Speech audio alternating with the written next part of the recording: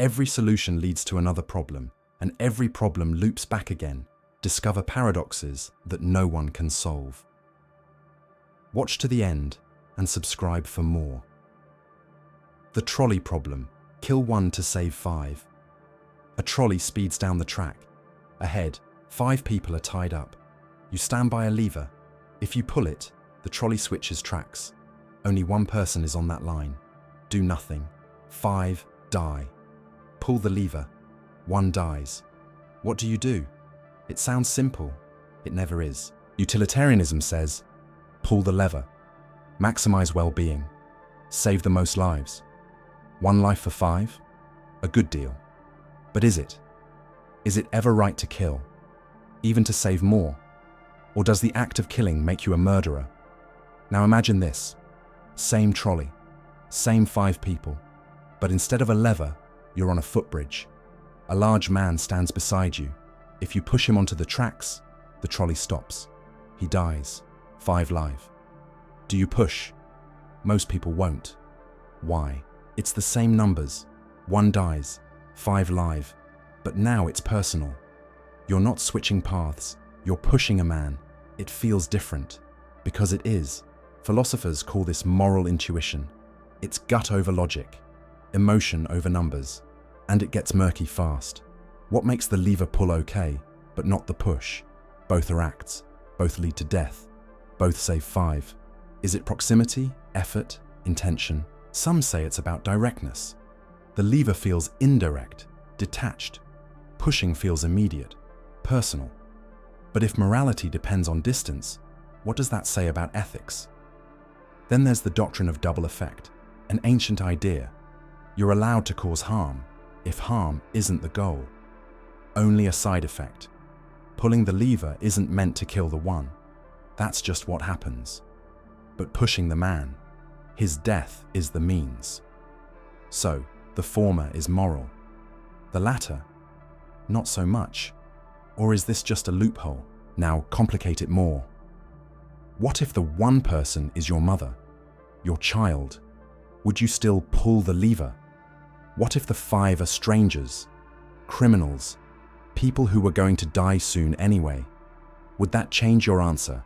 Does who lives matter more than how many? And what if the one person on the track wants to die? Would pulling the lever be a favor? Or suppose the 5 people lied on the tracks intentionally, protesting, or staging a viral video stunt? Does that change anything? These questions don't end, because the trolley problem isn't about trains. It's about us, our morals, our logic, our flaws.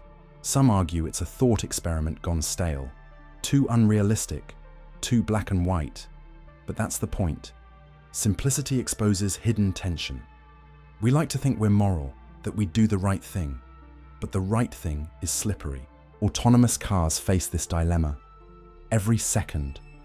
Do they swerve to save a group, even if it means hitting one? Do they save the driver or the pedestrian? Suddenly the trolley isn't abstract. It's under your wheels. AI ethics, medical triage, military drone strikes. Every day systems decide who lives, and they do it with code.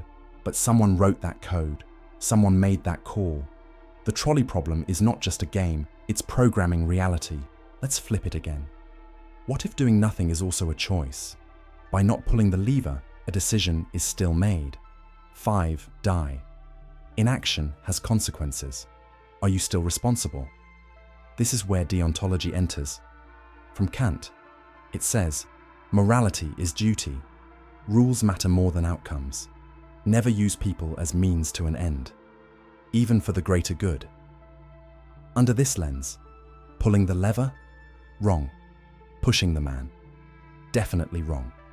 Better to let fate unfold. But that's cold comfort for the 5. Maybe ethics isn't about rules or results. Maybe it's about character, virtue ethics. Who do you become when you make that choice? Do you want to live as the one who sacrificed someone, even if it saved 5? The mind flips it over and over. Wouldn't it be better if no one had to die? Of course, but life isn't ideal, and sometimes there is no good answer, just the least awful one. Some say the real point is this: we are all on the tracks. Every day, choices kill, choices save, and most of the time, we don't even know we're choosing. So, the trolley barrels toward the 5.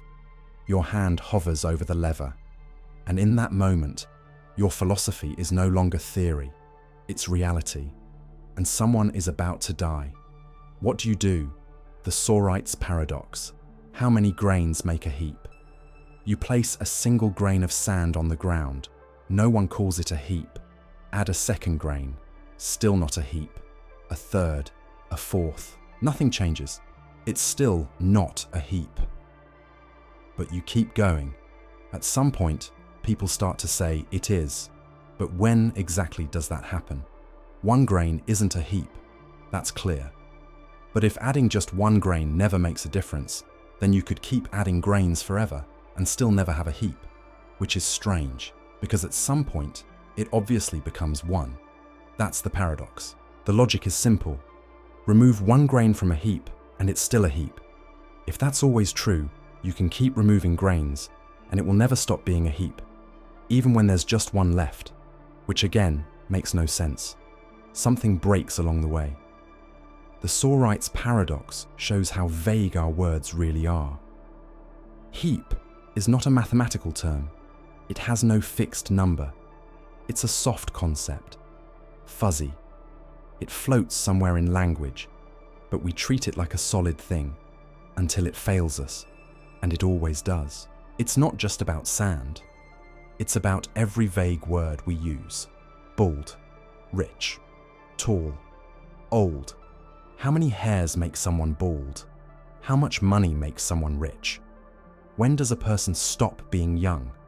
When does almost become is? We don't know. We think we understand these things, but our understanding is approximate. We live in grey areas, but our logic prefers black and white. The Sorites paradox reveals the cracks between those two worlds. The words we rely on begin to dissolve. That's what makes it uncomfortable. We try to fix it. Some suggest exact cutoffs. A heap begins at 317 grains, or 412, but those numbers feel made up, arbitrary. You could say 318, and nothing would feel different. But the logic demands a line, even when none exists, so we invent one. Others try fuzzy logic. Instead of yes or no, we get degrees. This is 30% a heap. That is 85% a heap. Sounds scientific, feels safe. But does it reflect how we actually think? When you walk past a pile of sand, do you calculate percentages? You don't. Fuzzy logic helps machines, not people. It makes programs that can handle soft categories. But it doesn't solve the paradox. It only shifts it around. A new scale, same old uncertainty. The line is still blurred, just hidden in decimals. It doesn't feel more real. The Sorites paradox isn't here to be solved. It's here to show you something. That much of our thinking is built on vague words. And vague words don't behave like numbers. They stretch, bend, fade in and out. And we use them anyway, because we have to. It creeps into philosophy, into ethics. How cruel is too cruel? How much harm becomes wrong? Into law. What's the speed limit really? How drunk is too drunk? Into politics. Who counts as rich? Who deserves help? The heap is everywhere, but never clearly defined. We rely on social agreement. We pretend the lines are real. We act as if they're solid, but they're not. They're negotiated, shifted over time. What was once bald is now shaved. What was once old is now 60, is the new 40. The heap moves. Some argue the paradox exposes the illusion of precision, that we crave certainty where there is none. We want clean borders, even when reality is a blur. The Sorites paradox reminds us, some concepts don't break. They fade, and fading is harder to notice. You never see the moment the heap appears. You just look up, and it's there. Like sunrise, like aging, like forgetting. It didn't happen in a single step, but somewhere along the line disappeared, and you never saw it go. So how many grains make a heap? No one knows, and maybe that's the point. The paradox of the self. Can the observer observe itself completely? You see everything through your eyes. You hear through your ears. You think, feel, and experience the world from inside your head. You are the observer, the one watching, the one aware. But can you ever turn that awareness inward and see the watcher watching? Try to look at yourself without a mirror, not your body, not your reflection, but yourself, the source of attention, the subject behind every thought. Can that subject become its own object? It doesn't seem possible. You can observe your thoughts. You can reflect on your memories. You can notice your feelings. But who is doing the noticing? And can that you be seen in the same way? Can the mind ever hold itself in full view? It tries and fails. This is the paradox of the self. The mind that wants to know itself completely becomes like a flashlight trying to illuminate itself, or a camera pointing at its own lens.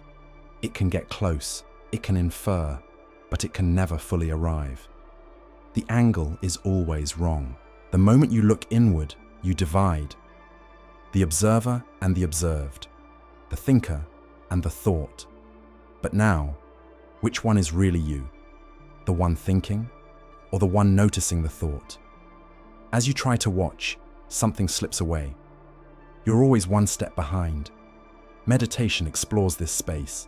It asks, who is thinking this thought? Who is feeling this emotion? And when you look closely, very closely, the I starts to dissolve. You see thoughts arise and pass. But the self behind them? It's nowhere to be found. Science tries too. Neuroscience maps the brain. Consciousness studies the mind. But no matter how deep we look, no single part holds the self. There's activity, pattern, process, but not a solid you hiding in the neurons, just shadows. It feels like we are singular, a unified self. But maybe we're not. Maybe the self is a story, a construction, a useful illusion, like a center of gravity. It doesn't exist physically, but it explains things. It holds things together until you examine it. Some philosophers say the self is recursive. It loops, it reflects on itself, like a mirror facing another mirror. Infinite regress, the self observing the self observing the self. But does recursion reveal truth or just complexity? Are we chasing echoes? Others say self-awareness is real, but limited. You can see some of yourself, your habits, your emotions, your blind spots, but never all of it. There's always more hidden, not because it's deep, but because you are it, and you can't step outside. The paradox deepens. We build identity from memory, from roles, from names and beliefs. But who are you without memory, without context, without language? Strip all that away. And what's left? Something quiet, or nothing at all. Can the observer observe itself completely? Or is the act of observing always changing what is seen, like quantum particles, altered by measurement? Maybe self-awareness is interference. You can look, but never neutrally. You change when watched, even by you. This creates a strange loop. You exist. You know you exist. But what you are is always slightly out of reach. You're the tool you use to measure, the lens you use to see, and the image is always distorted, even if just a little. Some say this paradox is spiritual, that true self-knowledge requires surrender, letting go of the need to know, and in that letting go, the watcher dissolves. What's left is awareness itself, not a self-watching, just watching, pure presence. Others reject that. They say the self is knowable, piece by piece, through therapy, reflection, inquiry, that you can map your mind like a landscape and understand yourself with enough time and courage.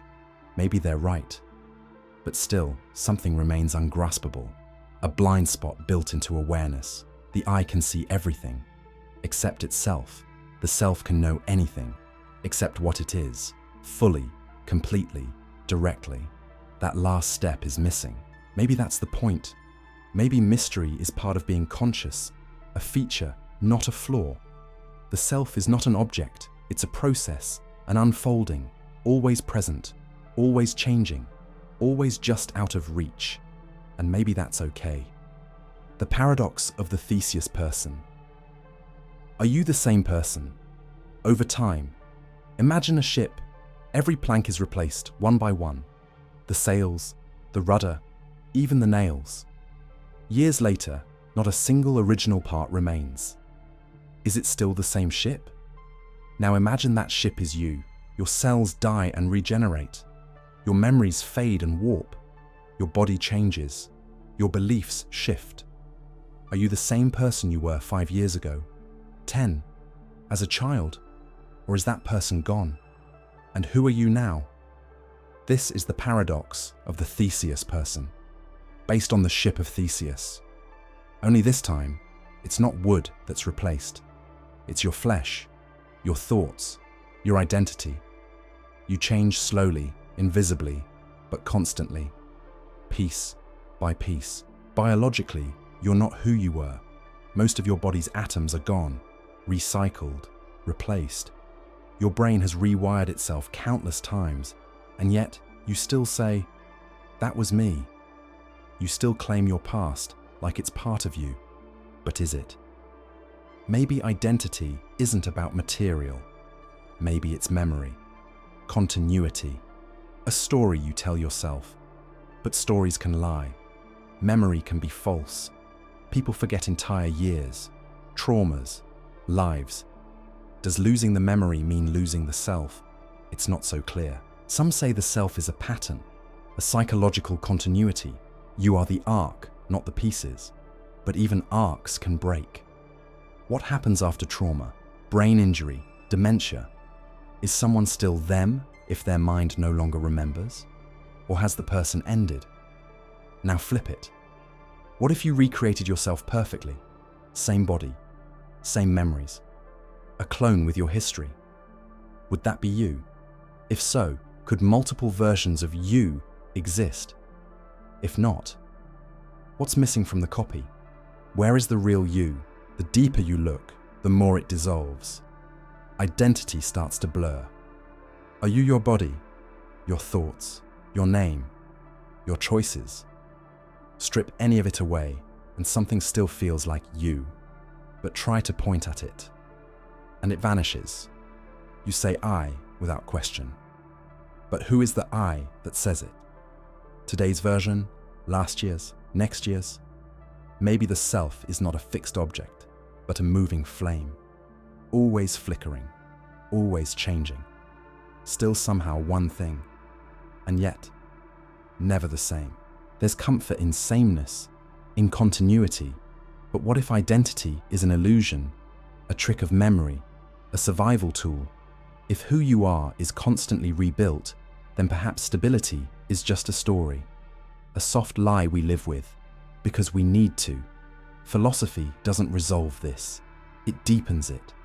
Locke said identity is memory. Hume said it's fiction. Buddhism says the self is empty. Neuroscience agrees, no you exists in one place, just networks, patterns, processes, no fixed core. Still you feel it, a presence, a thread running through time. When you see an old photo, you don't say, "That's someone else." You say, "That was me," even when nothing of that person remains, even when everything has changed. So, are you the same person you were? In some ways, yes. In others, no. It depends where you look. Physically? No. Psychologically? Maybe. Spiritually? That's harder to say. But here you are, still saying I. Maybe that's enough. The paradox of personal identity. If your memories are copied, is it still you? Imagine a machine. It scans your brain. Every memory, every emotion, every flicker of thought. It copies them perfectly. Then it uploads them into a new body. That body wakes up. It remembers your past. It knows your name. But is it you? It says it is. It remembers your childhood, your favorite song, the heartbreak that changed everything. It grieves the same losses. loves the same people. It even flinches at the same old fears. It feels like you, acts like you, but something feels off. You're still alive, still in your original body, watching this copy claim your life. From the outside, it's identical, but from the inside, it isn't you experiencing it. So which one is the real person? Can both be? Or is one an imposter? This is the paradox of personal identity. It asks, if your memories can be duplicated, is identity just data? If so, you could exist in multiple places, in multiple bodies. But would each be you, or would each be a you? And who gets to decide? Some say memory is identity, that you are the sum of your experiences. That continuity of thought makes you who you are. If that's true, then copying the mind should copy the self. But what if two identical minds wake up? Do you now exist in two places? Or is there only one true you? Is identity tied to your body, to your stream of consciousness? If the copy thinks it's you and you think you're you, who's wrong? Or are both right? Or both wrong? Maybe identity isn't what we thought. Imagine if the original you dies after the transfer. The copy continues living, loving, growing. Friends talk to it. They believe it's you. It believes it's you. But the original is gone. Is death avoided or just disguised? Is that survival or replacement? Now take it further. What if someone copies your memories onto multiple bodies? Dozens, hundreds. Each one wakes up thinking it's you. Each one claims to be the original.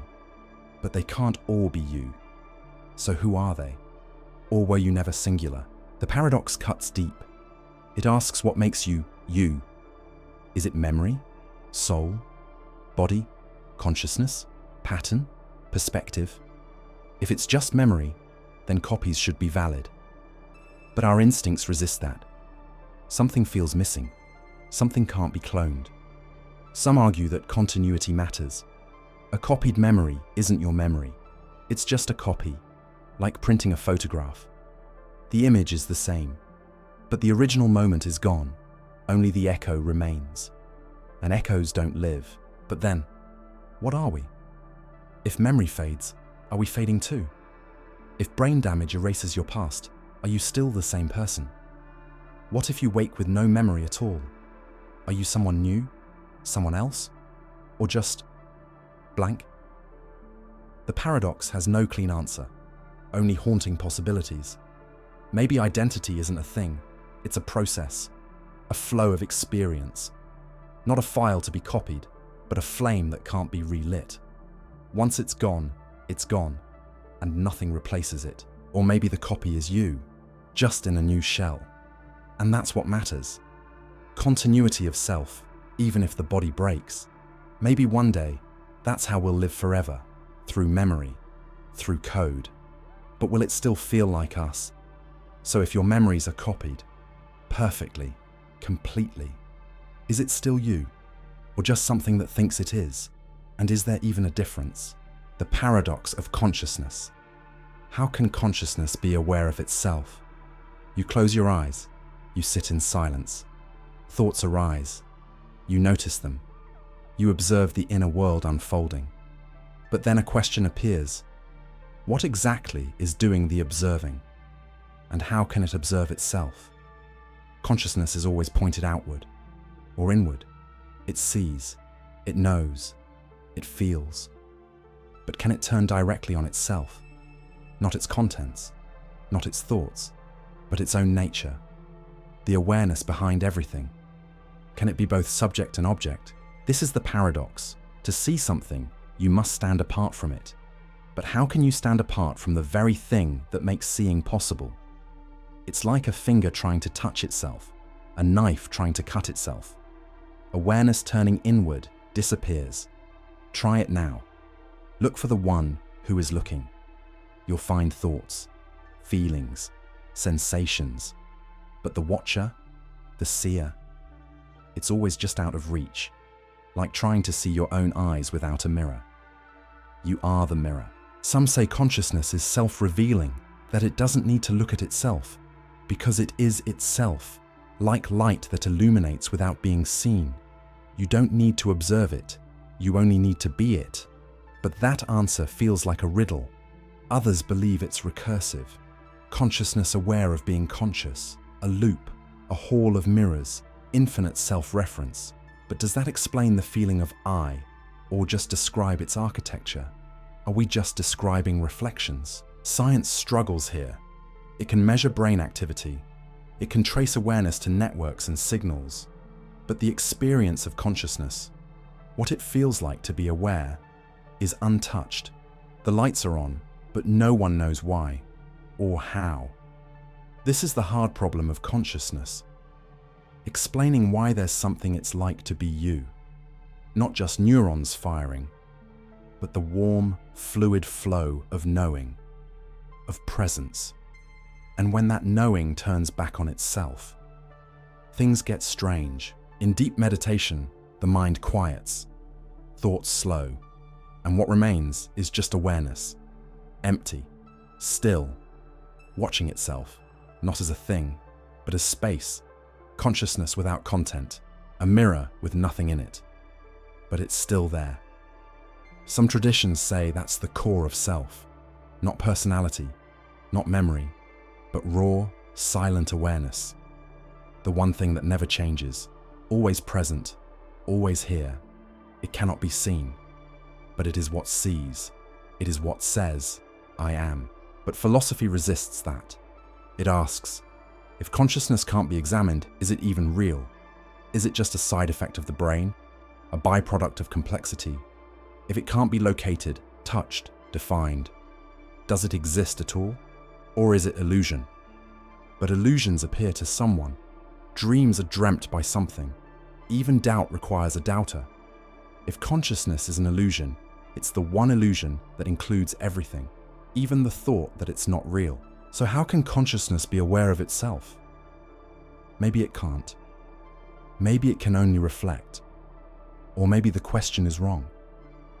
Maybe awareness doesn't need to see itself, because in every act of seeing, it's already there, like the space between thoughts, like the silence beneath sound, always unnoticed, always necessary.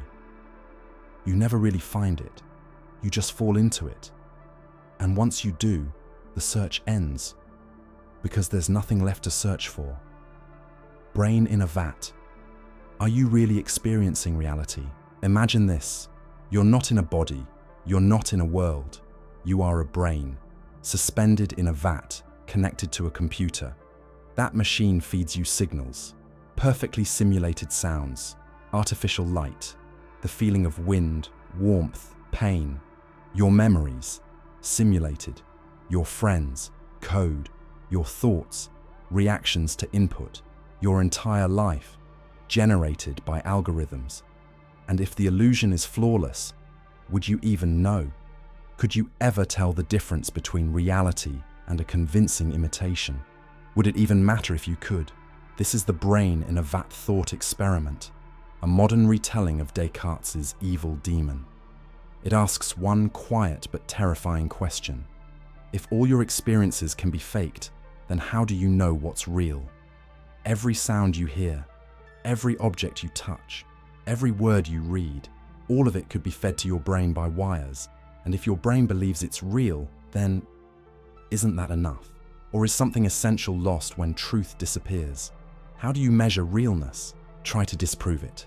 Try to prove you're not a brain in a vat. You can't. Any evidence you use, science, memory, logic, could be part of the illusion. You're trapped inside your own perception. Even doubt itself becomes suspect. You say, this feels real, but that's just more data, more input. The vat scenario doesn't need to be probable. It just needs to be possible. And once that door is open, you're never fully sure again. Something in you stays uneasy forever. Some say it doesn't matter. That experience is experience. Real or simulated, it still feels the same. If love warms you, if pain hurts, if beauty moves you, then what's the difference? The simulation becomes your world. And maybe that's enough. But others resist. They say truth matters. That being tricked is different than being alive. That if your memories are lies, then your life is too. Because the value of experience isn't just in feeling, it's in knowing it's real. This paradox isn't science fiction anymore. VR is improving. Neural interfaces are emerging.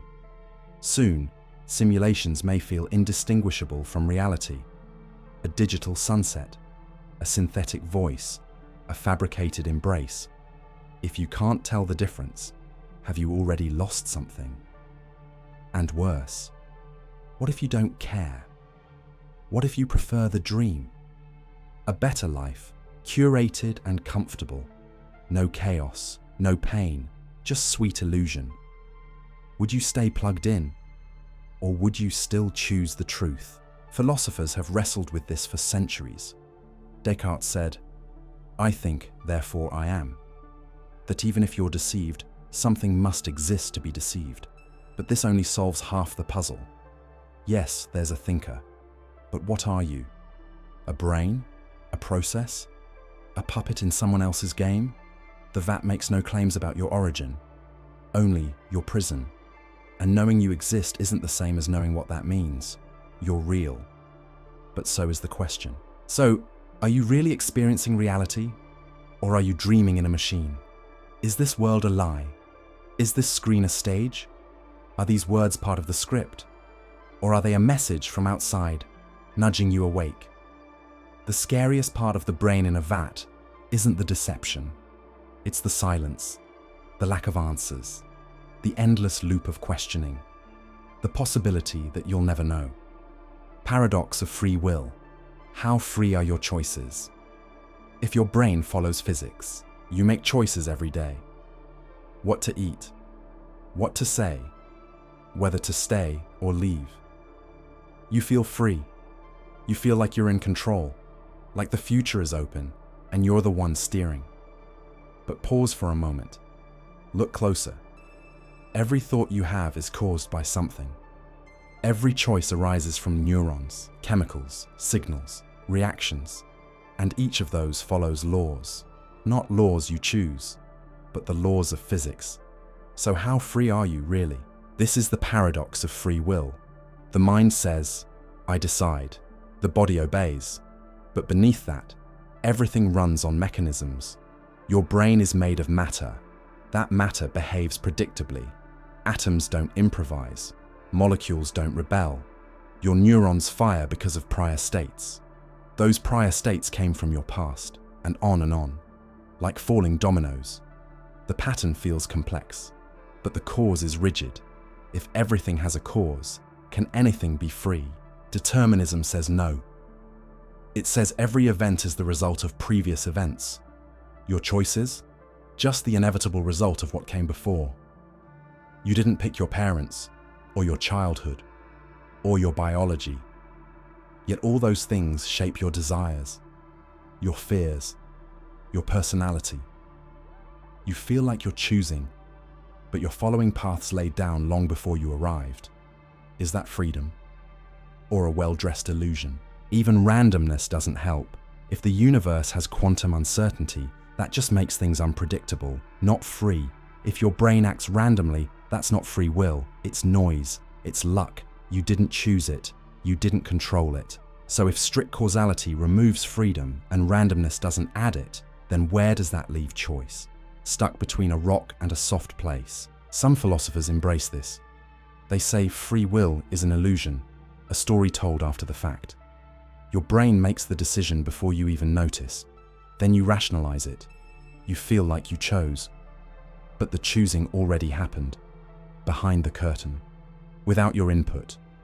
You're not the author, just the narrator. Others push back. They say freedom doesn't need to defy physics. It just means acting according to your nature.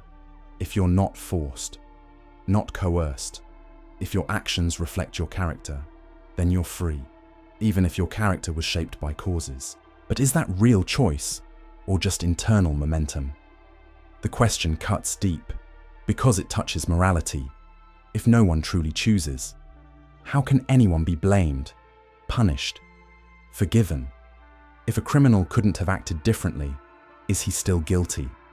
If kindness is pre-wired, is it still virtuous? What happens to responsibility when freedom fades? Neuroscience adds fuel. Experiments show decisions forming in the brain before subjects are conscious of them. The readiness potential. Your brain knows before you do. It acts. Then you notice. The mind is late to its own party. The driver isn't in the front seat. Still, we feel free. In the moment of choice, something real moves. We weigh. We hesitate. We commit. That experience is powerful, intimate. Maybe free will isn't about escaping causality, but participating in it. Not being outside the system, but acting within it, consciously. But even that may be just another effect. So how free are your choices, really? If your thoughts arise from physics, if your brain obeys cause and effect, if even your sense of self is shaped by forces beyond you, what's left? Maybe freedom isn't real, or maybe it's something else entirely. Omnipotence. Paradox. Can an all-powerful being create a stone? It cannot lift. Picture an all-powerful being, infinite in strength, limitless in will, a being that can do anything, no matter how large, how impossible. Now ask a simple question. Can it create a stone so heavy that even it cannot lift it? If yes, there's something it cannot do. Lift the stone. If no, there's something it cannot do. Create the stone. Either way, one power cancels another. So is omnipotence even logically possible? This is the omnipotence paradox, a thought experiment wrapped in a riddle. It's not about stones. It's about contradiction, about whether infinite power is coherent at all. If a being can truly do anything, does that include the logically absurd? Can it make square circles? 2 + 2 = 5. Can it exist and not exist at once? Or does power stop where logic begins? Some say true omnipotence includes the ability to break logic, that a divine being isn't bound by consistency. It can make contradictions real, but that turns reason to dust. If anything can be true, then nothing matters. Meaning collapses. Even miracles need a framework to be called miracles. Others draw a line. They say omnipotence means being able to do anything that's possible. Not nonsense, not paradoxes. The stone question isn't a flaw in the being. It's a flaw in the question. Like asking if the number 3 is angry. It doesn't make sense in the first place. Still, the paradox lingers. Because it pokes at boundaries, at what all-powerful really means. Is it just very powerful, or beyond power entirely? If an omnipotent being is bound by logic, then logic is more powerful than it. And if it's not bound, then chaos rules everything. Theologians wrestle with this too. Some say God can only act in ways that align with his nature. He can't lie, or self-destruct, or be unjust. Not because he lacks power, but because he is the standard. His limits are self-defined, but are they limits nonetheless? Others abandon omnipotence altogether. They say perfection doesn't require infinite power, that true divinity might lie in wisdom, not force, in being rather than doing, that the paradox only exists if we demand the impossible from the idea of God. Maybe we've defined it wrong from the start. The paradox also touches language. Words like all, any, and everything feel simple, but they're slippery. Can everything include what is logically incoherent? If not, is it still everything? The question is semantic, but also existential. How we speak shapes how we imagine the infinite. In the end, the omnipotence paradox doesn't prove or disprove anything. It only reveals the tension between logic and belief, between the finite mind and infinite concepts. It shows that power, when stretched too far, folds in on itself. Too much strength becomes a weakness. So, can an all-powerful being create a stone so heavy it cannot lift? Maybe the answer is no. Or maybe the real answer is, the question doesn't belong in this universe. The teletransportation paradox. If you teleport, are you still you? Imagine a machine. You step inside. It scans your entire body, atom by atom, cell by cell. Then it destroys you, vaporizes your physical form. But somewhere else, at the destination, your body is rebuilt. Same structure, same memories, same face. The new version opens its eyes and walks out, smiling. It believes it's you, but is it? This is the teletransportation paradox, the tension between continuity and identity. If every part of you is perfectly recreated, is that enough? Is physical sameness identity? Is memory continuity identity? Or is there something else? Something that doesn't survive the transfer? Something unscannable? Something lost? The machine says it copied you perfectly, but if you're destroyed in the process, was it a copy or a continuation? From the outside, there's no difference. The new you walks, talks, laughs, just like the old you. Your friends wouldn't notice. But the original you is gone. So, who's waking up on the other side? What if the machine malfunctioned and the original wasn't destroyed? Now there are two of you, both with identical memories, both believing they're real. But if you can be in two places at once, are either of you the original, or is the real you just a label? We think of identity as a thread, a single line through time. But this paradox breaks the line in two. You don't continue, you're replaced with something indistinguishable, a twin with your mind, your emotions, your life, but not your consciousness. That stayed behind and died, or so it seems. Maybe identity isn't what we thought.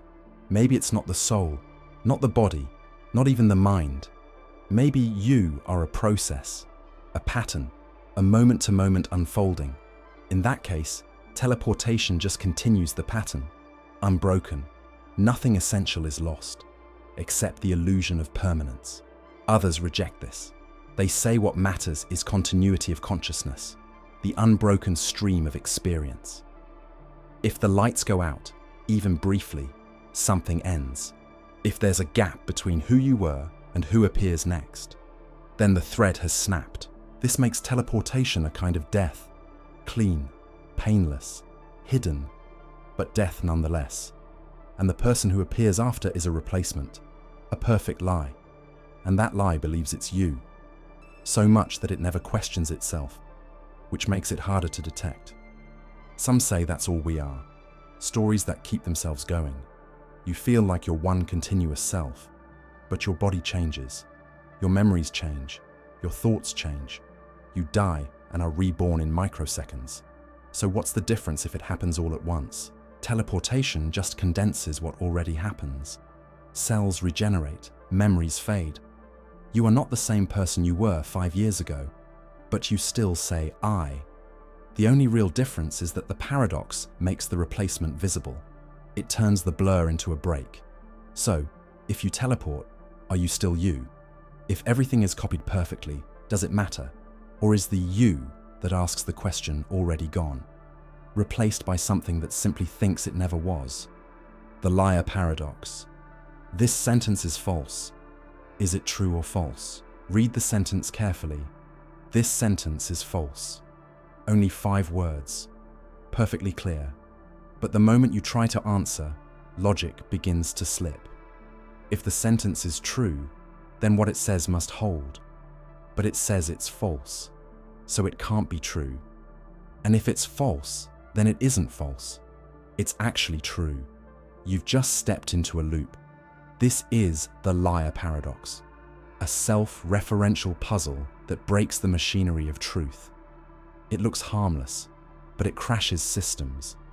If this sentence is false, is true, then it's false.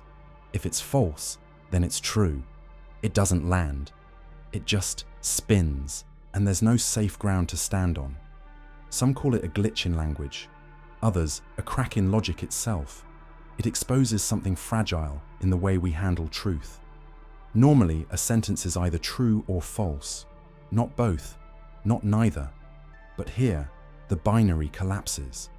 The system eats itself. It's like a snake swallowing its own tail. truth wrapped around falsehood until the border disappears. You try to pin it down, and it slips.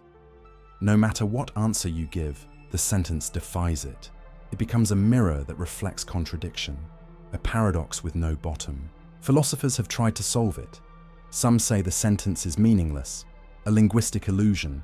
Others invent new systems of logic with more than two values: true, false, and undefined.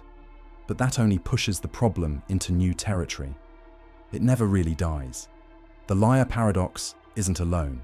There are cousins. The next sentence is true. The previous sentence is false. Or, everything I say is a lie. These loops don't resolve. They circle forever. And the more you chase them, the more they blur. Meaning becomes missed. In computer science, paradoxes like this cause real problems. Recursive loops, crashed programs, systems stuck trying to evaluate what can't be evaluated. The liar paradox doesn't just confuse, it breaks the rules the system depends on. Even machines can't decide. And yet, it's just a sentence. Just 5 words.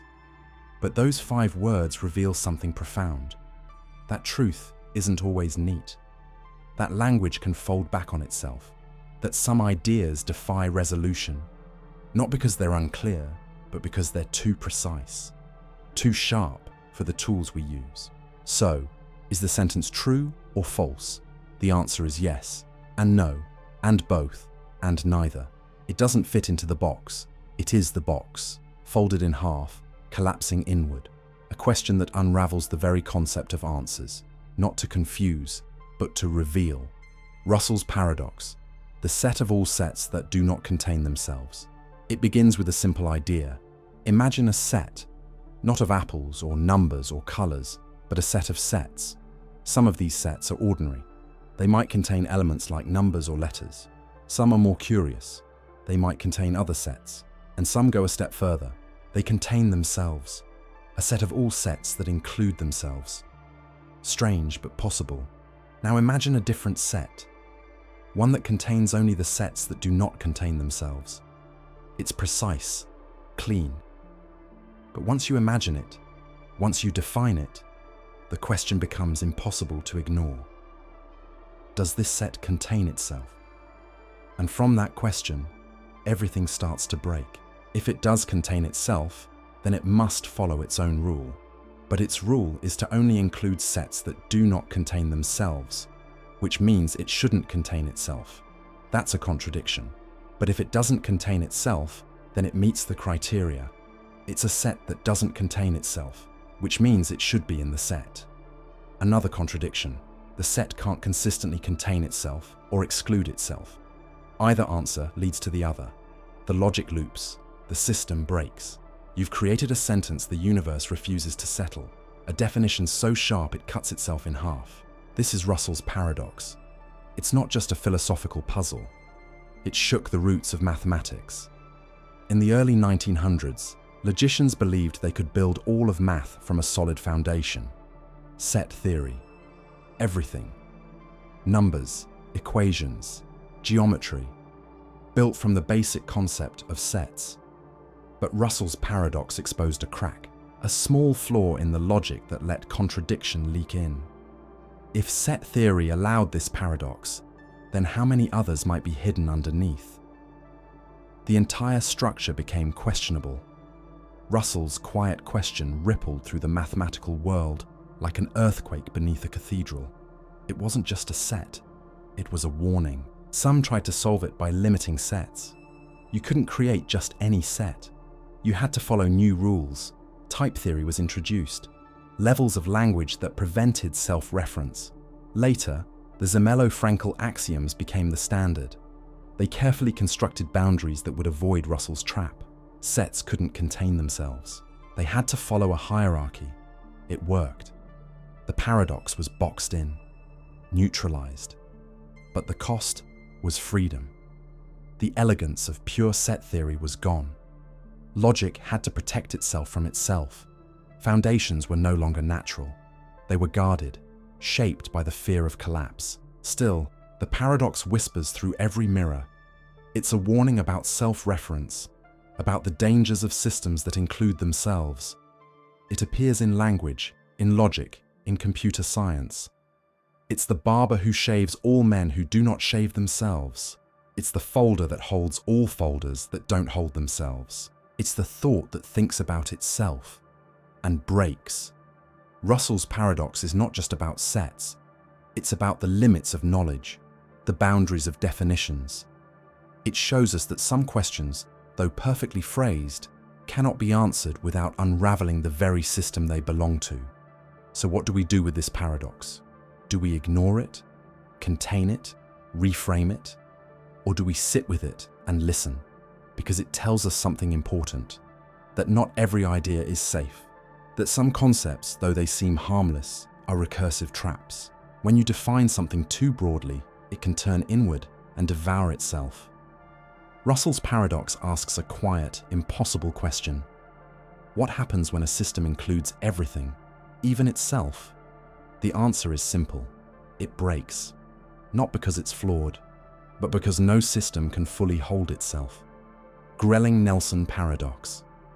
Is the word heterological? Heterological. Some words describe themselves. Short is short. English is an English word. Polysyllabic has many syllables. These are autological, words that possess the property they describe. Other words don't. Long is a short word. Silent is loud on the page. Green isn't green. These are heterological. They do not have the property they refer to. That seems simple enough. Every word belongs in one of those two categories. But then we reach a special word. A word that asks a question no system wants to answer. The word is heterological. And the question is heterological heterological? That's when logic starts to shake. If heterological is heterological, then it does not describe itself, which means it is not heterological. It must be autological. But if it's autological, then it does describe itself, which means it is heterological after all. Either way, the label flips. One answer negates itself, the other affirms the opposite. You're trapped in a loop. The word becomes a mirror, reflecting back contradiction. It's not nonsense. It's fully grammatical. But something in the logic refuses to land. The system becomes unstable. Language, once firm and clear, starts to twist on itself like a snake eating its tail. And suddenly, words don't behave the way we expect. This is the Grelling-Nelson paradox, named after two German logicians. It's a cousin of Russell's paradox, only this one lives in language instead of mathematics. It's built not on sets, but on self-description. It takes the everyday structure of adjectives and turns it into a trap where classification collapses. Words become too self-aware, and in that awareness, meaning implodes. You're not dealing with gibberish, you're dealing with a sentence that's too precise, too exact for the logical framework it's trapped in. It's a linguistic Mobius strip. No matter which side you walk, you're back where you started, and the twist is invisible. Some argue this paradox shows the limits of natural language, that human speech isn't built to handle self-reference cleanly. Others say it reveals the boundary between truth and grammar, between what can be said and what can be resolved. Still, others point to paradox as a feature, not a flaw, a kind of pressure test for systems. When a word questions itself, and that question breaks the structure, it shows you the edge of the system's coherence. Grelling and Nelson weren't just playing with semantics. They found the linguistic version of a black hole, a word that collapses meaning inward, and it can't be untangled. So, is heterological heterological? There is no stable answer. If it is, it isn't. If it isn't, it is. It flickers between states. Logic doesn't resolve it. Language doesn't contain it. It just sits there. Quiet, impossible, and perfectly phrased. A paradox not because it's broken, but because it's too precise for the world it inhabits. It reminds us that even the most ordinary structures, words, categories, labels, can fold back on themselves and vanish. All it takes is one question, one mirror, one word that dares to describe itself. and everything begins to loop. Barber paradox. The barber who shaves everyone who doesn't shave themselves. In a small village, there is a barber, a man with a rule. He shaves all and only those men in the village who do not shave themselves. If you shave yourself, he doesn't shave you. If you don't shave yourself, he does. Simple, clean, logical. But then the question arrives, who shaves the barber? If the barber doesn't shave himself, then, by the rule, he must be shaved by the barber. But the barber is himself. And if he does shave himself, then, by the rule, he must not be shaved by the barber. Either way, the logic breaks, and that's the paradox. This isn't about shaving. It's about self-reference and contradiction. The barber paradox is a linguistic bomb, harmless on the surface, devastating underneath. It uses a rule that applies to a group and then applies the group to itself. When a system references itself, strange things begin to happen. And when a rule is applied to its own maker, the edges of the rule dissolve. You get stuck in a feedback loop, a situation where any answer collapses the system that generated it. The question becomes more than unanswerable. It becomes unaskable within the bounds of logic, a closed loop without a key.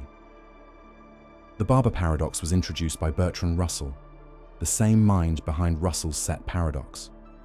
Like its mathematical cousin, it's meant to expose hidden flaws in logical systems, especially when those systems are built without boundaries. The problem comes from a rule trying to handle every possible case, including itself. When a rule includes itself in its own scope, you risk inconsistency. The barber is both inside and outside the group, both the shaver and the shaved. But no rule can handle that duality without collapsing. It's not a failure of reasoning. It's reasoning running into its own wall, a self-inflicted contradiction. To resolve the paradox, you must dismantle the system. Either the barber doesn't exist, or the rule is flawed. Maybe there is no such village. Maybe no such barber could logically exist. Or maybe the rule, he shaves all and only those who don't shave themselves, must be rewritten. You can't build clean logic on paradox. You must carve out the contradiction or restrict the system so it avoids self-reference. That's what mathematics eventually did. It drew boundaries. It created type theory. Because once a system includes itself, it becomes vulnerable to these impossible loops. You can't shave the concept of shaving, but the paradox doesn't only live in logic. It exists in politics, identity, language, even ethics. Who judges the judges? Who governs the governors? Can a society regulate its own regulators? Can the mind fully comprehend itself? These are the echoes of the barber paradox in different forms. The moment an entity applies its power or definition to itself, you risk collapse. The system becomes recursive, and recursion, without a stopping point, turns order into contradiction. It's not that the barber can't be imagined. It's that the moment you ask who shaves him, the imagination dissolves, and the question erases itself. So, who shaves the barber? The answer is no one, or everyone, or the question can't be asked. Not inside the system that created it. Because the barber isn't just a man with a razor. He's a symbol of systems that eat themselves. And in the end, they always do. Curry's paradox. If this sentence is true, then Santa Claus exists. Read the sentence carefully. If this sentence is true, then Santa Claus exists. It sounds strange, almost absurd, but the logic beneath it is precise. It's a conditional statement, a self-referencing loop. It doesn't directly claim that Santa exists. It only says that if the sentence itself is true, then he does. At first glance, it seems harmless, like a quirky grammatical trick. But then the logic starts to unfold. And what it reveals is not magic or nonsense, but a quiet instability at the heart of truth itself. It's called Curry's paradox. Here's how it works. If the sentence is true, then what it says must also be true. That's how conditionals work. So, if the sentence is true, then Santa Claus exists. But that's exactly what the sentence claims. So by assuming the sentence is true, you must conclude that Santa Claus exists. And because the logic holds, the sentence is true. So Santa Claus exists, not because you've proven he exists, but because the sentence is structured in a way that forces the conclusion. Truth used as a trapdoor. Curry's paradox is dangerous because it doesn't use contradiction. It doesn't say, "This sentence is false," like the liar paradox. It doesn't break the system by opposing itself. It breaks the system by cooperating with it. It plays by the rules, and still ends in absurdity. It shows that in some logical systems, certain types of self-reference can allow you to prove anything, not because it's true, but because the structure is unguarded. If you accept the logic of implication and allow sentences to refer to themselves, you can derive the impossible. Even Santa Claus, mathematicians and logicians take this seriously. If a logical system lets you prove anything, it becomes useless. If Santa Claus exists, is derivable from structure alone, then so is anything else. You could prove that 2 + 2 = 5, that the moon is made of paper, that nothing exists. And once a system allows everything, it means nothing. Curry's paradox isn't about Santa, it's about fragility, about how delicate logical structures are, and how easy it is to slip a sentence inside itself, like a folded knife, and cut everything open from within. No contradiction, just collapse. To prevent this, modern logic introduces restrictions, type theories, formal hierarchies, systems that prevent self-reference at critical levels. They block sentences from looping into themselves unchecked, because once that loop is allowed, the foundation shakes. Curry's paradox doesn't look like a monster. It's quiet, clean, but it has the power to destroy consistency from the inside out. Not through falsehood, but through flawless reasoning applied to the wrong kind of sentence, a scalpel disguised as a thought. So, what do we make of the sentence? If this sentence is true, then Santa Claus exists. We smile at the absurdity, but underneath it lies a razor edge, a warning that even truth, if shaped wrong, can lead to illusion. That logic, if unguarded, can prove anything. That the structure of our knowledge is not just about what's true, but about what kinds of truth can safely exist without eating the system alive. Sometimes the problem isn't the claim, it's the way the sentence breathes. Berry paradox, the smallest number, not nameable in under 10 words. Think about numbers. You can describe some in a few words. 1, 12, 420. Others take longer. The square root of the number of stars in the galaxy, or the next prime number after 1,000,000. But now ask this: what is the smallest natural number that cannot be named in under 10 words? That sentence, right there, uses only 9 words, and yet it seems to describe exactly the number it says cannot be described in under 10. So what just happened? A contradiction dressed as a sentence. This is the Berry paradox. It was first noted by G.G. Berry, a librarian, and later formalized by Bertrand Russell. It's not about numbers themselves, it's about how we describe them. The paradox comes from using language to describe things within limits, and then pointing out what can't be described under those same limits. If the number can't be named in fewer than 10 words, but this very description names it in fewer, then the limit has collapsed. The rule folds back on itself. It's not a trick, it's a rupture. Language becomes a loop. The Berry paradox lives in the space between meaning and measurement. It shows how meta-language, talking about talking, can pull the rug out from under itself. When you describe something using the rule about descriptions, strange things start to happen. It's like writing the shortest sentence that cannot be written in fewer than 10 words. The structure eats itself. You're not just pointing at something, you're folding language into language, and the recursion creates a paradox, like a ladder with no bottom rung. It might seem like a joke or a word game, but the implications run deep. The The paradox reveals how definitions based on constraints, like word count, simplicity, or descriptive clarity, can backfire. The system is trying to define something by what can't be said. And yet, in doing so, it says it. Like naming the unnameable by calling it the unnameable. The act of limitation ends up creating the very thing it was trying to exclude. This isn't a flaw in logic. It's a flaw in how we use logic with language. Precision becomes the problem. Mathematically, the Berry paradox has echoes in Gödel's incompleteness theorems. In any system powerful enough to describe arithmetic, there are true statements that cannot be proven within that system. Sentences that describe themselves, or worse, statements that describe their own unprovability. The Berry paradox doesn't require math to break down. It just needs a few words and a boundary, a soft rule wrapped in hard logic. And from that mix, contradiction arises.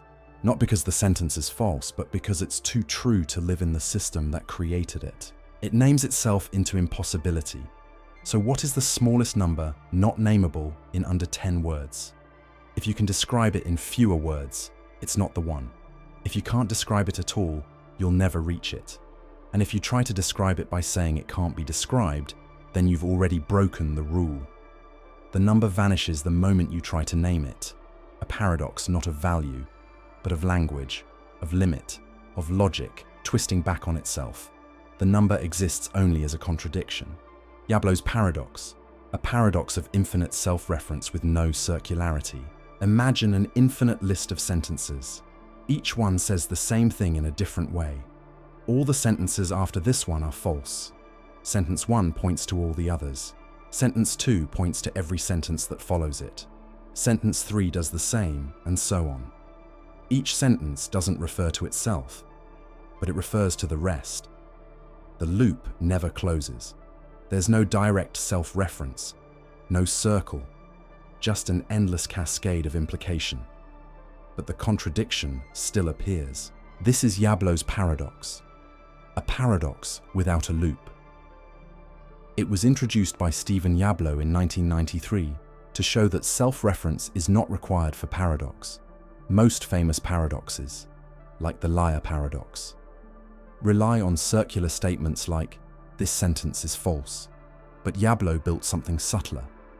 Each sentence avoids talking about itself, yet together they create a system that becomes impossible to satisfy. The chain stretches to infinity, and yet the contradiction arrives anyway, slowly, quietly, like a fuse with no flame, burning through logic itself. The collapse happens in the distance. Try to reason it out. Suppose the first sentence is true, then all sentences after it must be false, so sentence 2 is false. But if sentence 2 is false, that means not all the sentences after it are false. At least one must be true. But which one? If sentence 3 is true, then every sentence after it must be false. And the same reasoning applies again. It ripples forward endlessly. The further you chase the logic, the tighter it wraps around itself. Contradiction blooms across infinity. So you try the opposite. Maybe sentence 1 is false. That means not all the sentences after it are false. At least one is true. Let's say sentence 2 is true. Then all the ones after sentence 2 must be false. But wait, sentence 3 would then be false. And if sentence 3 is false, then again, not all following sentences are false. The paradox isn't in the structure of any one sentence. It's in the infinite alignment of them. You're not stuck in a loop. You're stuck in an infinite spiral. It doesn't return. It just never settles. This is what makes Jablow's paradox so haunting. It breaks the rules without breaking the form. It's like watching dominoes fall in slow motion, each one causing the next to fall, but no loop to close it. No single contradiction. Just the entire system denying its own coherence. A chain of dependencies that refuses to stabilize. The deeper you go, the more the logic unravels. It doesn't contradict at the center. It contradicts in the shadows. There's no core, only consequence. Philosophers and logicians see Jablow's paradox as a refinement, a sharpening of what paradox can be. It shows that inconsistency isn't just about self-reference. It's about structure, about implication, about how statements, when stretched across infinity, can create a kind of echo chamber where contradiction builds invisibly, slowly, with no one statement at fault. It's not about lies or truth. It's about the architecture of implication and what happens when that structure bends without breaking, until it breaks everywhere. So what can we learn from it? That paradox doesn't always need a spotlight, that some contradictions are not loud but quiet, not sharp but wide. Diablo's paradox doesn't shout like, "This sentence is false." It whispers through an infinite hallway, and in that whisper, you realize something unsettling. That logic can fail not through error, but through elegance, through an endless line of statements that seem perfectly valid, until the whole thing collapses under the weight of its own perfection. A paradox with no center, just the quiet sound of logic coming undone. Epimenides' paradox, a Cretan says, "All Cretans are liars." A man stands and speaks. He is a Cretan, born in Crete, speaking of his people. He says simply, "All Cretans are liars." At first, it seems like just another accusation, a blanket statement, a cultural judgment. But then the logic slips. If he is telling the truth, then, being a Cretan himself, he must be lying. And if he is lying, then not all Cretans are liars, which means he may be telling the truth. The statement eats itself. It is both false and true, neither and both. A loop hidden inside a single sentence. This is the Epimenides paradox, one of the oldest paradoxes in recorded history, named after the philosopher Epimenides, who reportedly made the statement in ancient Greece. It's a simple form of self-reference, a claim that invalidates itself by including itself. But unlike the liar paradox, which directly states, "This sentence is false," this version adds a layer of context.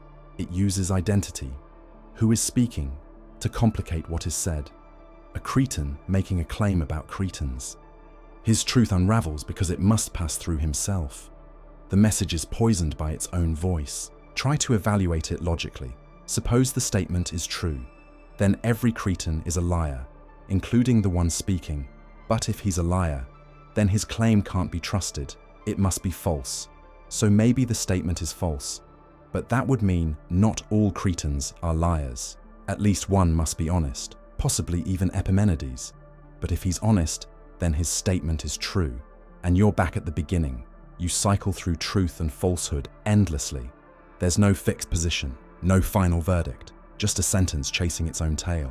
The paradox lies not in the content, but in the structure. It shows how statements can fold inward and destabilize themselves. It's not about lying, it's about reference. The moment a system includes itself in its judgment, it becomes fragile, tense, vulnerable to contradiction. The Epimenides paradox is a warning that even the simplest ideas, truth, identity, speech, can collapse under their own weight when used carelessly, or when used precisely. A small loop, but a deep one. Some try to resolve it by pointing out context.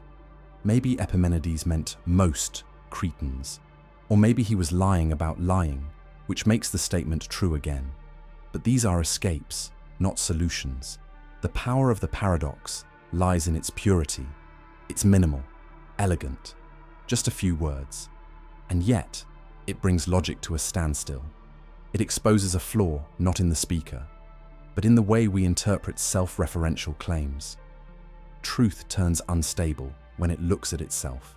And this paradox echoes beyond language, into politics, identity, judgment. If someone says, "Everything I say is false," do we trust them? If a system says, "This rule applies to all rules," does it apply to itself? And what happens when a community defines itself using a statement that undermines its own identity? Can truth survive when the speaker erases themselves? So, what do we make of Epimenides and his claim? Is he lying? Is he telling the truth? The paradox doesn't let you answer. It only lets you feel the twist. The way language can trap itself. The way truth can fold. The way even a sentence calmly spoken, can carry within it the seeds of collapse. A Cretan says, all Cretans are liars, and logic holds its breath. Strengthened liar paradox, a self-referential twist on the liar paradox. It begins with a sentence, not just any sentence, but a familiar one. This sentence is false. It loops in on itself. If it's true, then it must be false. And if it's false, then it must be true. It's the classic liar paradox, an elegant little knot in language. But now, consider a twist, a subtle sharpening. Instead of saying the sentence is false, it now says, this sentence is not true. The difference seems small, but something essential has shifted. The paradox has become stronger. This is the strengthened liar paradox, and unlike the original, it avoids easy exits. When a sentence says, I am false, one could argue that perhaps it's just neither true nor false. Maybe it sits in some undefined space, but the strengthened version blocks that path. It doesn't claim to be false, it claims it is not true, and this, at least within classical logic, means it must either be false or in some undefined category. But if it's not true, then what it says is correct. So, it must be true, but it just said it isn't. This paradox is cleaner, tighter. It avoids the loopholes of the original liar sentence by removing direct appeal to the label false. It simply denies its own truth status. But in doing so, it creates a kind of vacuum. If it is true, it must be not true. If it is not true, it becomes true. The contradiction doesn't arise from clumsy wording or ambiguity. It arises from precision. The paradox tightens around itself with no slack, no room for escape.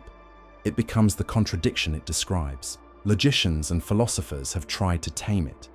Some argue for a third truth value, something beyond true and false, a kind of logical grey zone. Others try to rebuild the foundations of truth theory altogether. Hierarchies of language, levels of reference, sentences that cannot refer to themselves unless properly typed and categorized. These attempts help in some contexts, but the paradox remains, not just as a linguistic trick, but as a symptom of something deeper. That truth may not be as stable as we think. The strengthened liar paradox whispers something uncomfortable, that even in our most careful systems, contradiction can hide in plain sight. That language, when turned inward, becomes unpredictable. That self-reference is not just a feature, it's a fault line. And once a sentence is allowed to speak about itself in the wrong way, it can shake the foundations beneath it. This isn't a glitch, it's a mirror pointed at truth, reflecting back distortion.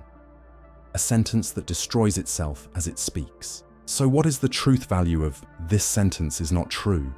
Is it false? Is it undefined? Is it paradoxical? Every answer seems to reach for solid ground and sink.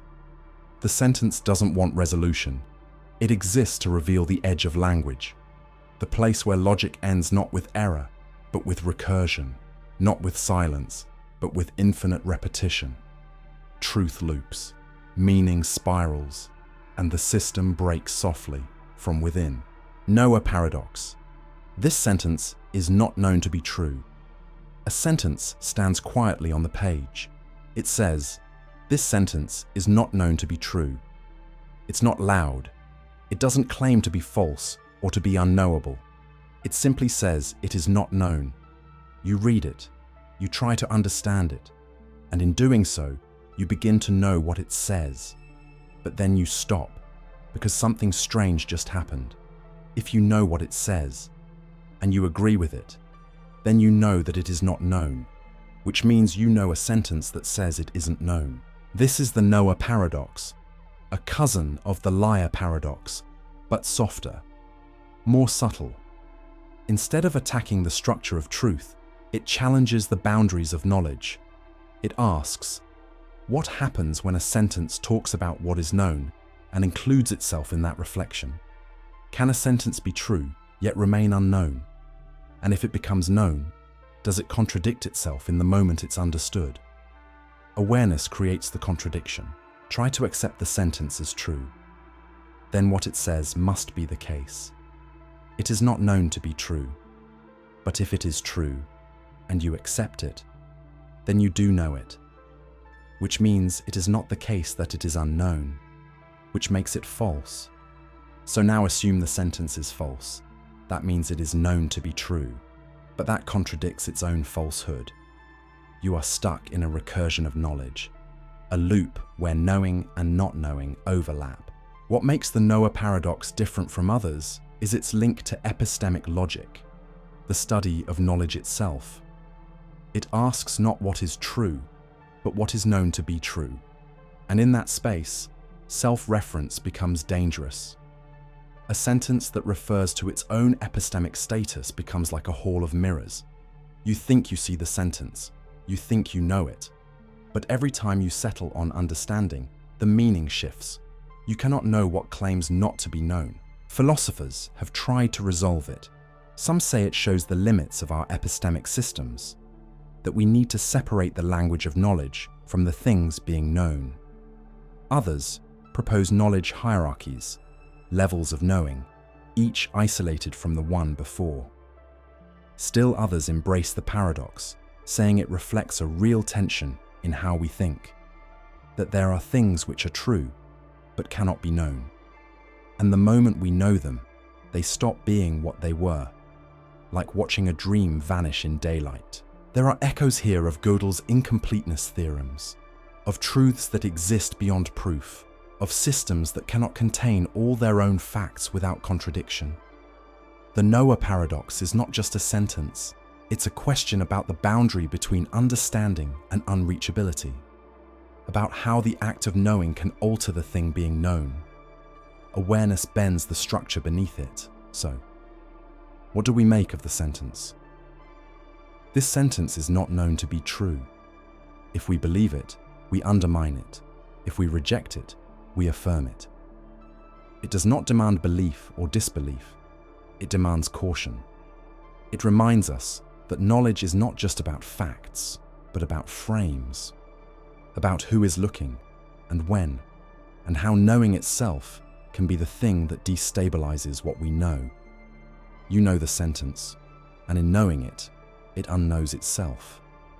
Grandfather paradox. What if you went back and killed your grandfather? Time travel always seems exciting, until you start asking the wrong question. Imagine this. You build a machine, you step inside, you travel back in time to a date decades before you were born. You find a man, your grandfather, young, alive, vulnerable, and then you kill him. No hesitation, no mistake. It happens. But then a question arrives, quiet at first, but loud in its implications. If your grandfather died before your parent was born, then how were you born? And if you were never born, who killed him? This is the grandfather paradox, one of the oldest and most famous thought experiments in time travel theory. It's not just a problem of cause and effect, it's a problem of self-cancellation. If you change the past in a way that prevents your own existence, then you lose the ability to go back and make that change. But if you didn't go back, then your grandfather lived, then you were born, then you did go back, and the loop begins, a closed circuit of contradiction, history spinning into itself. The paradox doesn't require murder. You could stop your parents from meeting. You could step on a butterfly that triggers a different future. The effect is the same. You erase the conditions that made your existence possible, but then you shouldn't exist. And if you don't exist, the past remains unchanged, which leads to your existence again. The logic loops endlessly, folding in on itself with every pass. It's not just time that's in conflict, it's identity, action, and memory, a ripple that drowns its source. Philosophers and physicists have tried to untangle it. Some invoke the consistency principle, the idea that the universe simply won't let you change the past. Any time travel must be self-consistent. You could go back in time, but only to fulfill the past, not alter it. If you try to kill your grandfather, something stops you. The gun jams. you miss. He survives. Because if he doesn't survive, the timeline collapses. Reality protects itself from paradox. Others propose the multiverse solution. You go back, you kill him, but the universe splits. One timeline ends with your grandfather dead, and you never born, but another continues untouched. You return not to your past, but to a parallel one. A new reality that branches away from the one you knew. In this view, time is not a line, but a tree. Each action creates a new limb, and in doing so, paradox dissolves. But so does the meaning of your original timeline. Then there's the radical view that time travel simply isn't possible, not because of technology, but because of logic. The grandfather paradox reveals something fundamental. That cause must follow effect. That time, as we understand it, must move forward. Not because the universe demands it, but because contradiction follows if we move in reverse. This isn't a flaw in time travel fiction. It's a flaw in how we assume time is built. Maybe the past is sealed for a reason. The grandfather paradox haunts every story of temporal loops, every dream of changing history. It raises one of the simplest, most devastating questions. What if you were never meant to be there? And what happens when your presence in the past cancels the future that sent you back? It's not just about erasing yourself. It's about erasing the possibility of erasure, about being a cause that destroys its own condition, a snake that swallows its own tail and vanishes. So, what happens if you go back in time and kill your grandfather? You change everything, including the version of you who pulled the trigger. And maybe that version disappears before the shot is even fired. Bootstrap paradox, an object or information with no discernible origin. Imagine this: a time traveler steps into the past. In their hand, a book. They leave it behind. On a desk, in a drawer, in the hands of someone who will one day publish it. Decades pass. The book becomes famous. Years later, the time traveler is born, reads that very book, and eventually carries it back in time, completing the loop. But then a question arises, subtle and disturbing. Who wrote the book? Where did it come from? This is the bootstrap paradox. A time loop with no clear beginning. An object, a piece of knowledge, a song, a tool, a sentence. Passed backward through time and preserved, generation after generation, only because it was passed backward in time. There is no original creation, no point of invention. The thing exists because it exists. It continues because it already did. It becomes its own cause. A perfect circular echo, something from nothing. You can replace the book with anything. A violin sonata, a scientific discovery, a blueprint for a time machine. Suppose someone travels back and gives Einstein the theory of relativity. Before he ever thinks of it, he writes it down, publishes it, and inspires the same time traveler decades later. The theory survives. It influences history, but no one actually created it. It entered the timeline as a closed loop, a gift with no giver. At first it feels like a glitch, but it's worse. It's a stable glitch. The timeline remains intact. No contradictions, no universe-ending paradoxes, and yet something is wrong. An effect exists with no true cause. A thing arises not from creation, but from recursion. We are used to things having origins, but the bootstrap paradox quietly removes them. It offers an existence without birth, and that breaks something deeper than logic. Physicists acknowledge the possibility. In a universe where time travel is permitted, causality can loop. In closed time-like curves, solutions to Einstein's equations. Information can circulate endlessly. It's mathematically consistent. The past influences the future. The future creates the past. There's no contradiction, just emptiness at the core. The loop is closed, but hollow. Philosophers call this a problem of ontology. If something exists only because it already existed, then what grounds it? What makes it real? Can knowledge survive without ever being discovered? Can a work of art endure without ever being created? Can anything hold meaning if it was never born from intention? Or are we just recycling echoes? There's something haunting about the bootstrap paradox. It feels like a cosmic sleight of hand, the universe pulling something from nowhere with a grin and no explanation. It forces you to question not just time, but meaning. If origins don't matter, what does? If existence is possible without creation, then what separates truth from loop? What separates memory from invention? So, what happens when you hold something in your hands that was never made? A book, a song, a thought, passed through time like a baton, handed backward through generations until it lands in the past, ready to become the future, but never the present, an endless circle with no center, predestination paradox, actions in the past caused by future events. A man receives a strange letter. It warns him of a disaster, something specific, a fire, a death, an accident. He rushes to stop it. He acts, and in doing so, his choices trigger the very event he tried to prevent. He caused what he aimed to stop. And the letter, it was written by someone in the future, someone who witnessed the outcome. The cycle is complete. The action in the past was caused by knowledge from the future. The cause follows the effect. The loop tightens. This is the predestination paradox. It occurs when the past is shaped by the future, not metaphorically, not psychologically, but causally, when time travel, or any influence from the future, creates an event in the past, and that event becomes the reason the future happened. There's no contradiction here.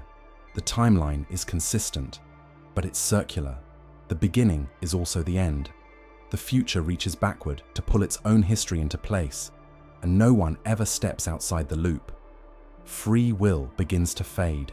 You're not just trapped in time, you are time. Everything you do has already been done. Everything that happens was always going to happen. You may think you're making a choice, but your choice is part of the cycle that made itself.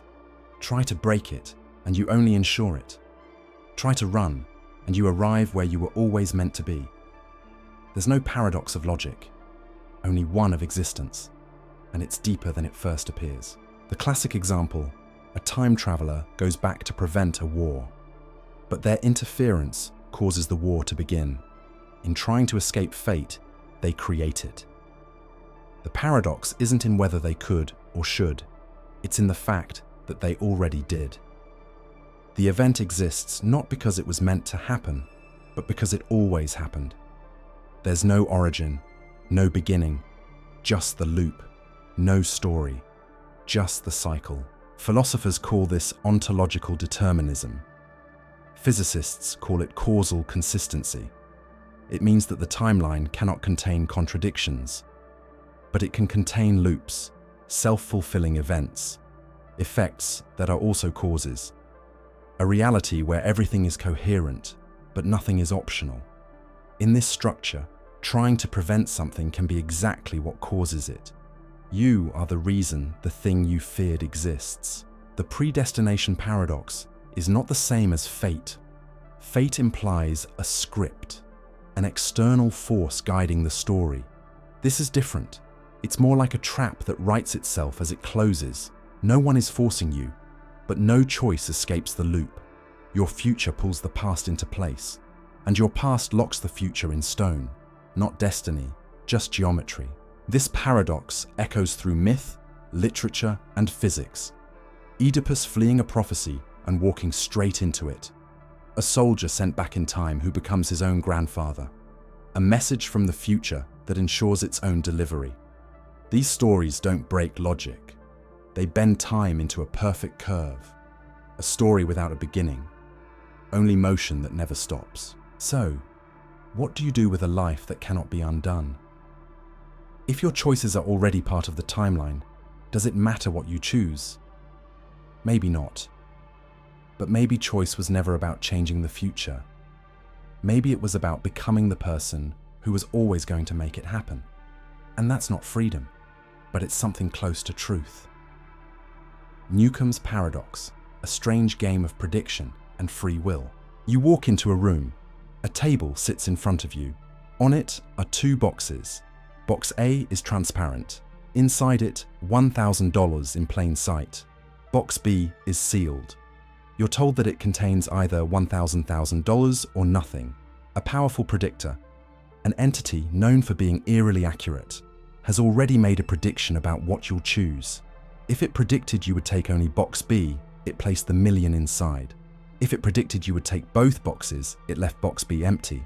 The choice is yours. Do you take both or just box B? This is Newcomb's paradox, a thought experiment that throws a grenade into the divide between logic and intuition, between free will and prediction. On one hand, the situation is clear. Box B has already been filled. Or not. That action is in the past. What you do now can't change it. So why not take both boxes? That way, you get the $1,000 from box A and whatever's in box B, possibly the million. This is the strategy of dominance. More is always better.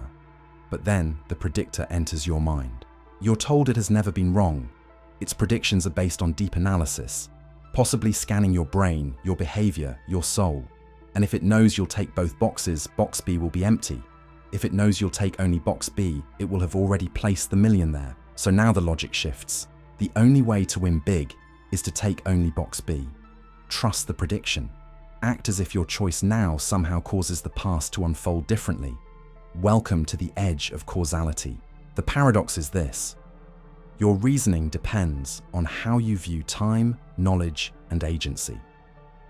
If the predictor is perfect, then the contents of box B depend on your current decision, which means you're not choosing based on a fixed past. You're participating in a loop where prediction becomes causation.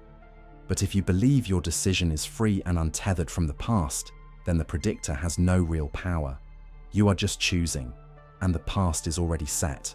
So which logic wins? Philosophers have split into two camps. One boxers believe in the power of the predictor. They see decision-making as a holistic process that includes how your actions reflect your character and how that character was used to predict the future. They argue, if you act like someone who takes only box B, you'll get the million. Two boxers stand with classical rationality. They argue that since box B's contents are fixed, you should always take both. Why leave free money behind? Two perfect arguments, two opposite conclusions. This paradox doesn't ask about greed. It asks about agency, about whether the future can shape the past, about whether a prediction, when accurate enough, becomes indistinguishable from control. If someone knows you so well that they can predict your behavior with near certainty, are you still free? Or are you just playing out a role written by your own psychological script? Where does decision end and prediction begin? Some say Newcomb's paradox reveals a flaw in our assumptions. That causality is not just about time, that knowing something changes the system, like quantum observation collapsing possibility. The predictor doesn't just guess. It knows because you were always going to choose that way. Not because the future is fixed, but because it coheres. Your decision was always part of a bigger pattern, like ripples that explain the stone. So, do you take one box or two? Do you trust logic or belief? Do you act on what's already done or on what's possible? There is no contradiction here. Only two worlds. One where you control your fate, and one where your fate predicts you. And you stand, quietly, between them. Twin paradox, one twin ages. Slower due to time dilation. Two twins, identical in birth, in age, in biology, but one boards a spaceship. She travels near the speed of light. The other stays on Earth. Decades pass, depending on who's counting. The traveler returns. Her body is younger, her face smoother, her time slower. The earthbound twin has aged. Wrinkles, decay. Time moved forward, but not equally. One life stretched, the other condensed. The same beginning, but a different now. This is the twin paradox. At the heart of it is time dilation. a consequence of Einstein's theory of special relativity. The faster you move through space, the slower you move through time, relative to someone else. It's not imagination, it's not illusion, it's physical. Clocks tick slower the faster they travel. Time itself bends. So if one twin travels near light speed and the other doesn't, their clocks will diverge, their bodies will diverge, their aging will diverge. The universe splits them by velocity, but then comes the paradox. From the traveler's perspective, she was at rest. It was the Earth, the stars, the universe that sped by. So shouldn't the earthbound twin have aged slower? Shouldn't she be younger? How can each twin see the other as the one who is moving, and both be right? Where does the symmetry break? The resolution lies in the journey itself. The traveling twin turns around.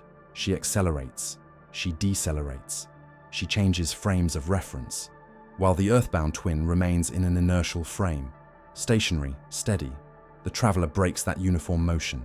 The paradox is not in the math. It's in how we think about movement. In special relativity, acceleration breaks symmetry, and in that break, the difference in time becomes real. One twin's clock truly ticks slower. This is not just theory, it has been measured. Atomic clocks flown on planes tick more slowly than their counterparts on the ground. GPS satellites must account for time dilation to remain accurate. The paradox is not just about twins, it's about how time, once thought to be fixed, universal, absolute, is instead fluid, relative, dependent on speed, dependent on gravity, dependent on perspective. There is no master clock in the sky. The twin paradox touches something deeper than physics. It touches the experience of time. We feel it as a river, steady, forward, shared. But it isn't. Two people can begin together, walk different paths, and reunite with different measures of time lived. And when they look at each other, they don't just see memories, they see a symmetry. Proof that time is not what it seems. A bond disrupted by velocity. So, one twin flies among the stars. She comes home to find her sister old. Decades of letters, unread. Time lost not through choice, but through motion. She didn't feel slower, but time passed differently for her.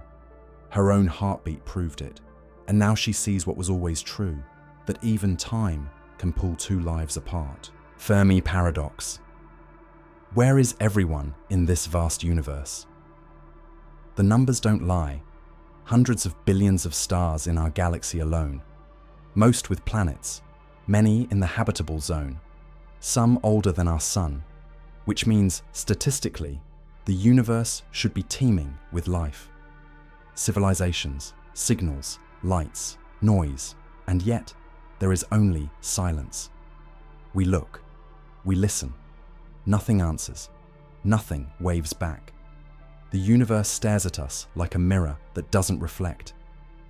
This is the Fermi paradox. First posed by physicist Enrico Fermi in the 1950s, it starts with a simple question. Where is everybody?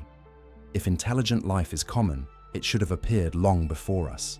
It should have spread, colonized, signaled, left something behind. But there are no Dyson spheres, no broadcasts, no ruins on Mars, no cosmic graffiti scribbled across the sky, just stars and questions, and the unbearable weight of being alone. There are many possible answers. Maybe we're early, the first spark in a quiet cosmos. Maybe others are out there, but too far, too quiet, or too different to detect. Maybe intelligent life tends to self-destruct before it reaches the stars. War, climate, collapse. A short burst of brilliance followed by silence. Civilizations like fireworks, gone before they can be seen. Maybe that silence is a warning. Some suggest a great filter, a barrier that life must pass. It could be behind us, the leap from single cells to conscious beings. If so, we are rare and lucky and precious. Or it could lie ahead, a threshold we haven't yet crossed, one that few or none survive. If that's true, then the silence isn't empty. It's the echo of extinction, the ghosts of those who came close. Others say they're here already, watching, waiting, silent by choice, following a prime directive of non-interference, or simply uninterested. Maybe we are ants to their eyes, or maybe we're quarantined, isolated from the galactic community until we're ready, until we become something more than we are now. There's another possibility. Maybe we're looking wrong, searching with ears instead of eyes, expecting them to be like us, curious, carbon-based, broadcasting in radio waves. But what if they're silicon and silent? What if they speak in gravity, or dark matter, or time? What if they're not interested in contact? What if they passed through long ago and left, and we missed them by 1 billion years? Or maybe we really are alone, the only mind in the void, the first to ask and the only one to wonder, a terrifying thought and a sacred one. If true, then the responsibility is ours, to survive, to explore, to fill the silence with meaning, to be the voice in the darkness, because there may be no one else coming. The Fermi paradox isn't just about aliens, it's about expectation, probability versus experience. It's the tension between the vastness of the cosmos and the quietness of the sky. It forces us to look outward and then inward. Why do we seek others? To find company, to find answers, or to find ourselves reflected in something greater, something that proves we're not alone in wondering. So, where is everyone? Maybe they're gone, maybe they're silent, maybe they were never there, or maybe the universe is waiting for us to become the answer to our own question. Ship of Theseus paradox. Is it the same ship after all parts are replaced? Imagine a ship. It sails for many years. With time, its parts begin to wear. One by one, they are replaced. A broken plank, a rusted nail, a torn sail, until eventually every part of the ship has been swapped. Nothing of the original remains. No single piece is from the ship that first touched the sea. And yet, it looks the same. It sails the same. It carries the same name. Is it still the same ship? Or is it something else entirely? This is the Ship of Theseus paradox, an ancient thought experiment in identity and persistence. First told by Plutarch, the story asks, what makes something what it is? Is it the physical components or the continuity through time? If you replace every part of a thing, but never all at once, does the object change or does it endure? Where is the line between transformation and replacement? How much can something shift before it becomes something new? Or was it always becoming? To complicate it further, imagine someone saved every discarded piece of the original ship, every old plank, every nail, and in a quiet harbor, they rebuild it, exactly as it once was. 2 ships now exist, one made of the original parts, one made of replacements. Which is the real ship of Theseus? The one that sailed continuously, evolving piece by piece, or the one reconstructed from its original materials? Which one holds the identity, and which is the imitation? This paradox touches more than ships. It reaches into the heart of personal identity. Your cells replace themselves constantly. Your memories shift. Your beliefs evolve. You are not the person you were 10 years ago, maybe not even yesterday. And yet you say, this is me. So what makes you you? Is it your body, your mind, your story? Or is it the thread of continuity, the sense of being carried through time? Even as the pieces change, philosophers offer different answers. Some say identity lies in structure, the arrangement, the pattern, not in the parts themselves, but in how they're assembled. Others say identity is a narrative, a story told across time. As long as the story continues, the self persists. Still others believe identity is an illusion. There is no fixed thing beneath the change, only motion, only becoming, a ship forever rebuilding itself. This paradox also echoes in technology. If we upload a mind, scan every neuron, every memory, and run it on a machine, is the consciousness preserved or copied? Is the digital version you or a clone? If your original self dies, does the pattern alone carry the truth of your being? Can something retain identity while losing substance? How much can be replaced before the soul disappears? So, is the ship of Theseus still the same ship? There is no clear answer, only shifting perspectives. What the paradox shows is that identity may not be about what something is, but about how it holds itself together. That continuity is less about parts and more about process, less about stillness and more about survival through change. You are the ship, and the sea never stops moving. Delayed choice quantum eraser. Future choices affecting the past. At first, it seems like an ordinary physics experiment. A beam of light, particles called photons, is fired at a screen with two slits. If you don't measure which slit each photon passes through, they behave like waves. They interfere with each other, leaving behind a pattern of light and dark. But if you do measure the path, if you observe which slit the photon went through, the pattern disappears. The photons behave like particles, as if the very act of observing collapses possibility into fact. But what if the choice to observe comes after the photon has passed? This is the delayed choice quantum eraser, a real and tested experiment that seems to bend time itself. The setup allows a photon to be detected, split, and entangled with another photon sent in a different direction. One path leads to a detector that might record which slit the original photon went through. But the decision to preserve or erase that which path information can be made after the photon has already hit the screen. The interference pattern, or lack of it, appears to depend on that future choice. As if tomorrow rewrites yesterday. It sounds impossible. How can something that hasn't happened yet determine what already has? But the data says otherwise. When the which path information is erased, the interference pattern appears. When the information is preserved, the pattern is gone. The past behavior of the photon depends on what we do in the future. The photon, in some sense, does not decide what it is, wave or particle, until we make our choice later. The present chooses how the past unfolds. Physicists are careful here.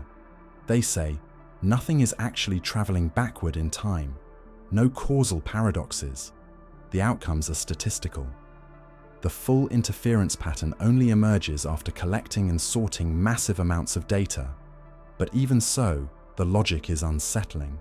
The photon acts as if it knows what we will choose, as if all possibilities remain suspended, unresolved, until we observe. As if reality itself waits for us to look before deciding what it was. Like memory forming in reverse. This isn't just philosophy, it's quantum mechanics. Math, data, prediction. But it forces us to rethink what the past is. If what has already occurred can still be affected by what we choose to know, then when does reality become real? When does history stop being potential and become fact? Maybe time doesn't flow. Maybe it's a network. Events connected not by direction, but by relationship. Not before and after, but entangled moments across a space-time web. Maybe the past isn't behind us. Maybe it's beside us. The delayed choice quantum eraser challenges the idea of objective past. It suggests that knowledge and measurement aren't passive. They sculpt the timeline itself. Reality is not a static film we watch play out, but something co-authored by observer and event. Something that waits for its meaning until someone asks the right question, even if the question comes too late. So, what happens when the future reaches back and changes the past? In quantum mechanics, the past is not dead. It's not even fixed. It's waiting, and it might be listening. Zeno's paradoxes. Infinite steps prevent motion. You stand at the starting line. Ahead, a finish line, 10 meters away. You take a step, half the distance, 5 meters, then another, half again, 2.5, again. 1.25. With each move, you cover half the remaining distance. Closer, always closer. But never quite there, because no matter how small, there's always a bit more left to cross. A new halfway point, a new step, infinite steps, and so, motion becomes impossible. This is Zeno's paradox of dichotomy. It's one of many posed by Zeno of Elea in ancient Greece. Paradoxes designed not to confuse but to challenge our assumptions about space, time, and motion. At first glance, the argument seems absurd. We move all the time. But Zeno's logic is precise. To get anywhere, we must pass through an infinite number of divisions. And if each division takes time, even just a sliver, then wouldn't motion require infinite time as well? How can you finish crossing when you never finish halving? Then comes Achilles and the tortoise. Achilles, the fastest man alive, gives a tortoise a head start. He begins to run. But by the time Achilles reaches where the tortoise was, the tortoise has moved a little farther. And when Achilles reaches that new point, the tortoise has moved again, over and over. The gap shrinks, but never vanishes. Zeno's conclusion? Achilles never overtakes the tortoise. Speed becomes irrelevant when the steps are infinite. And then, the arrow paradox. An arrow in flight, observed at a single moment in time, is not moving. It occupies a space. It is still. But if every moment is a freeze frame, and the arrow is still in each frame, then how does motion emerge? Zeno suggests it doesn't. Motion is an illusion, a trick of perception. Time sliced into instants becomes static, and from that stillness, nothing can move. Movement dissolves when the world is paused. Zeno's paradoxes are not meant to deny reality, but to expose its fractures, to show how reasoning can turn against experience, how math, logic, and observation don't always align. For centuries, philosophers and mathematicians wrestled with them. The resolution came not through denying infinity, but through understanding it. With calculus, we learned that an infinite series of shrinking steps can still have a finite sum. That infinite doesn't always mean unreachable, that some infinities add up to something small. Today, we say, yes, there are infinite divisions, but the total distance and the total time remains finite. The paradox is solved, on paper, but something about it still lingers. A discomfort, a sense that time and space are not as intuitive as they seem, that even when resolved mathematically, the paradox leaves behind a philosophical residue. A quiet question: what does motion really mean? Zeno's paradoxes show how infinity lives in the everyday, in footsteps, in arrows, in races. They remind us that beneath the smooth surface of the world lies something granular, recursive, and strange, that the space between here and there can be divided endlessly.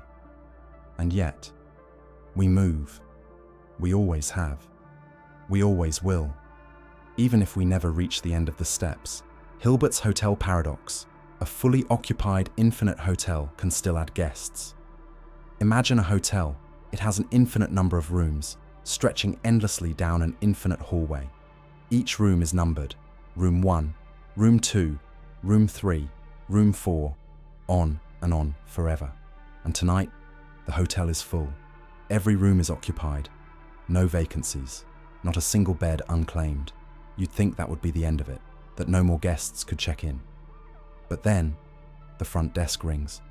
A new traveler has arrived, and somehow the clerk smiles and says, "No problem at all."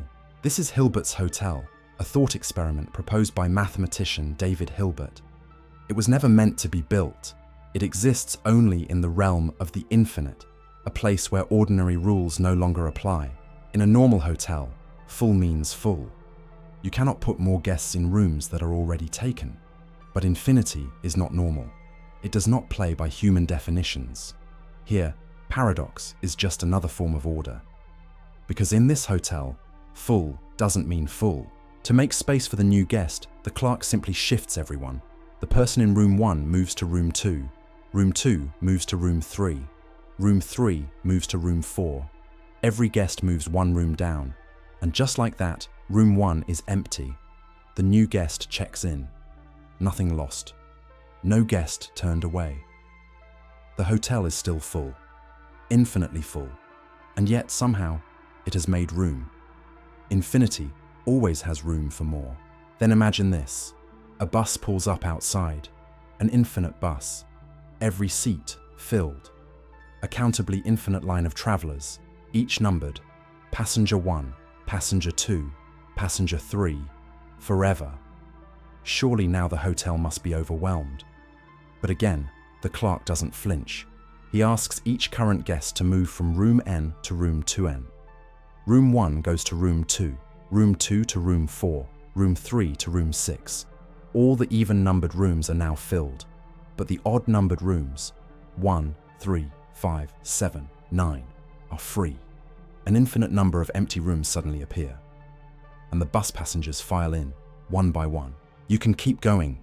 You can send infinite buses, each carrying infinite passengers, and Hilbert's Hotel will find a way. The mathematics becomes more complex, using functions to map pairs of numbers to unique room assignments. But the principle remains. Infinity can contain infinity. It can multiply itself and still remain unchanged. It is not a quantity, it is a concept, a structure that defies the limits we impose on reality. In Hilbert's Hotel, paradox is the welcome mat. The implications are profound.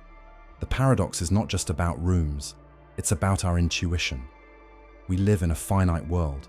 We understand fullness, boundaries, limits, but infinity erases those borders.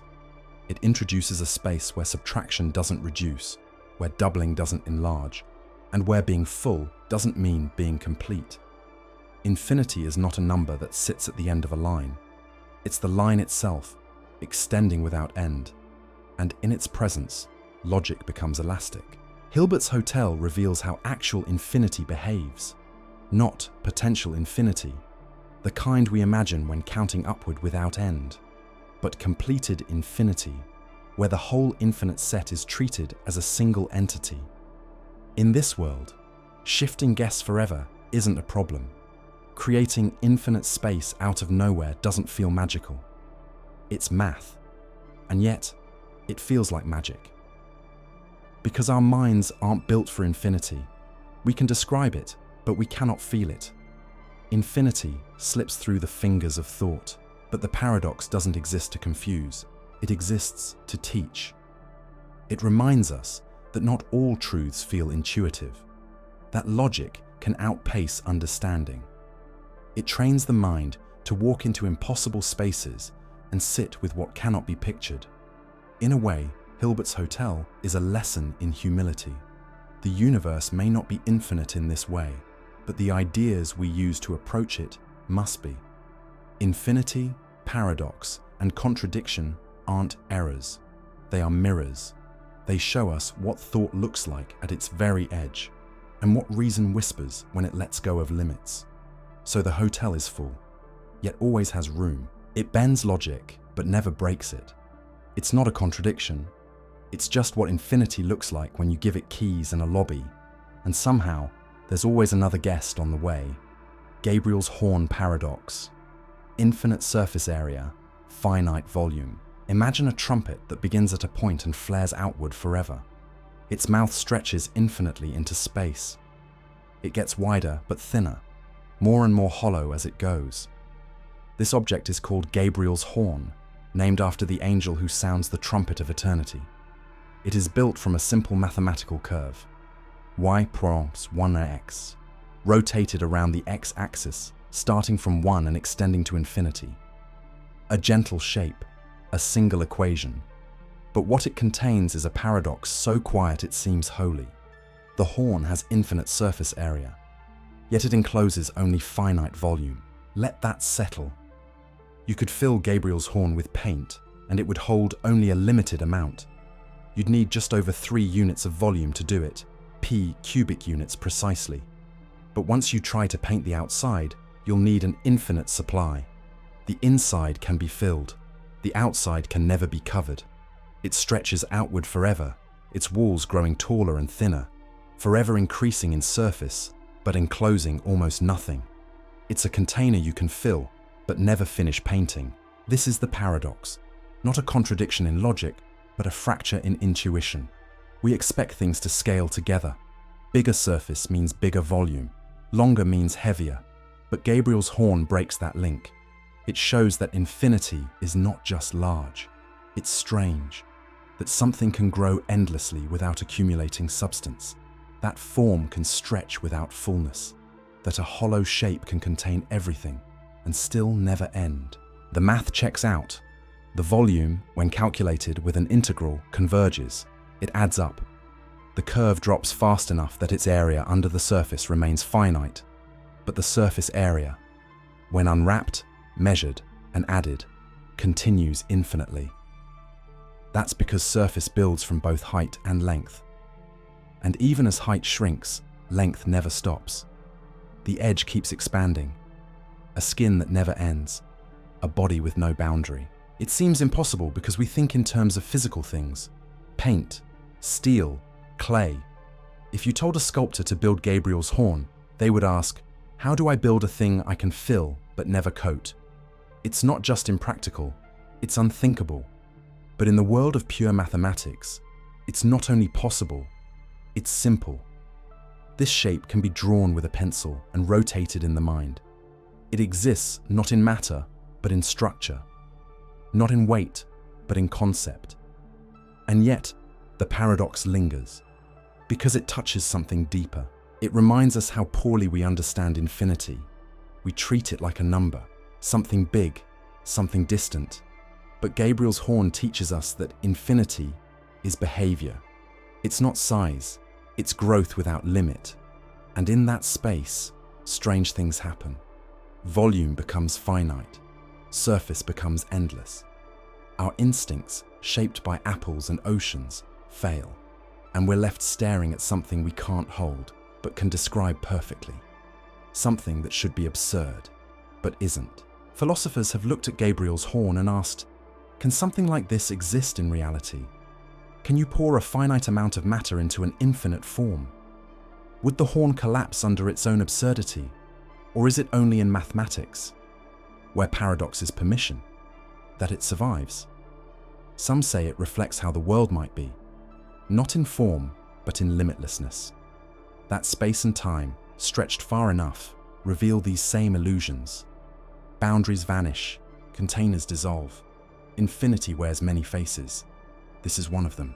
Gabriel's horn isn't just a shape, it's a mirror. It shows us where mathematics breaks our sense of reality. It whispers, your instincts are useful, but not infallible. You can fill the horn with logic, but your intuition will spill out the sides.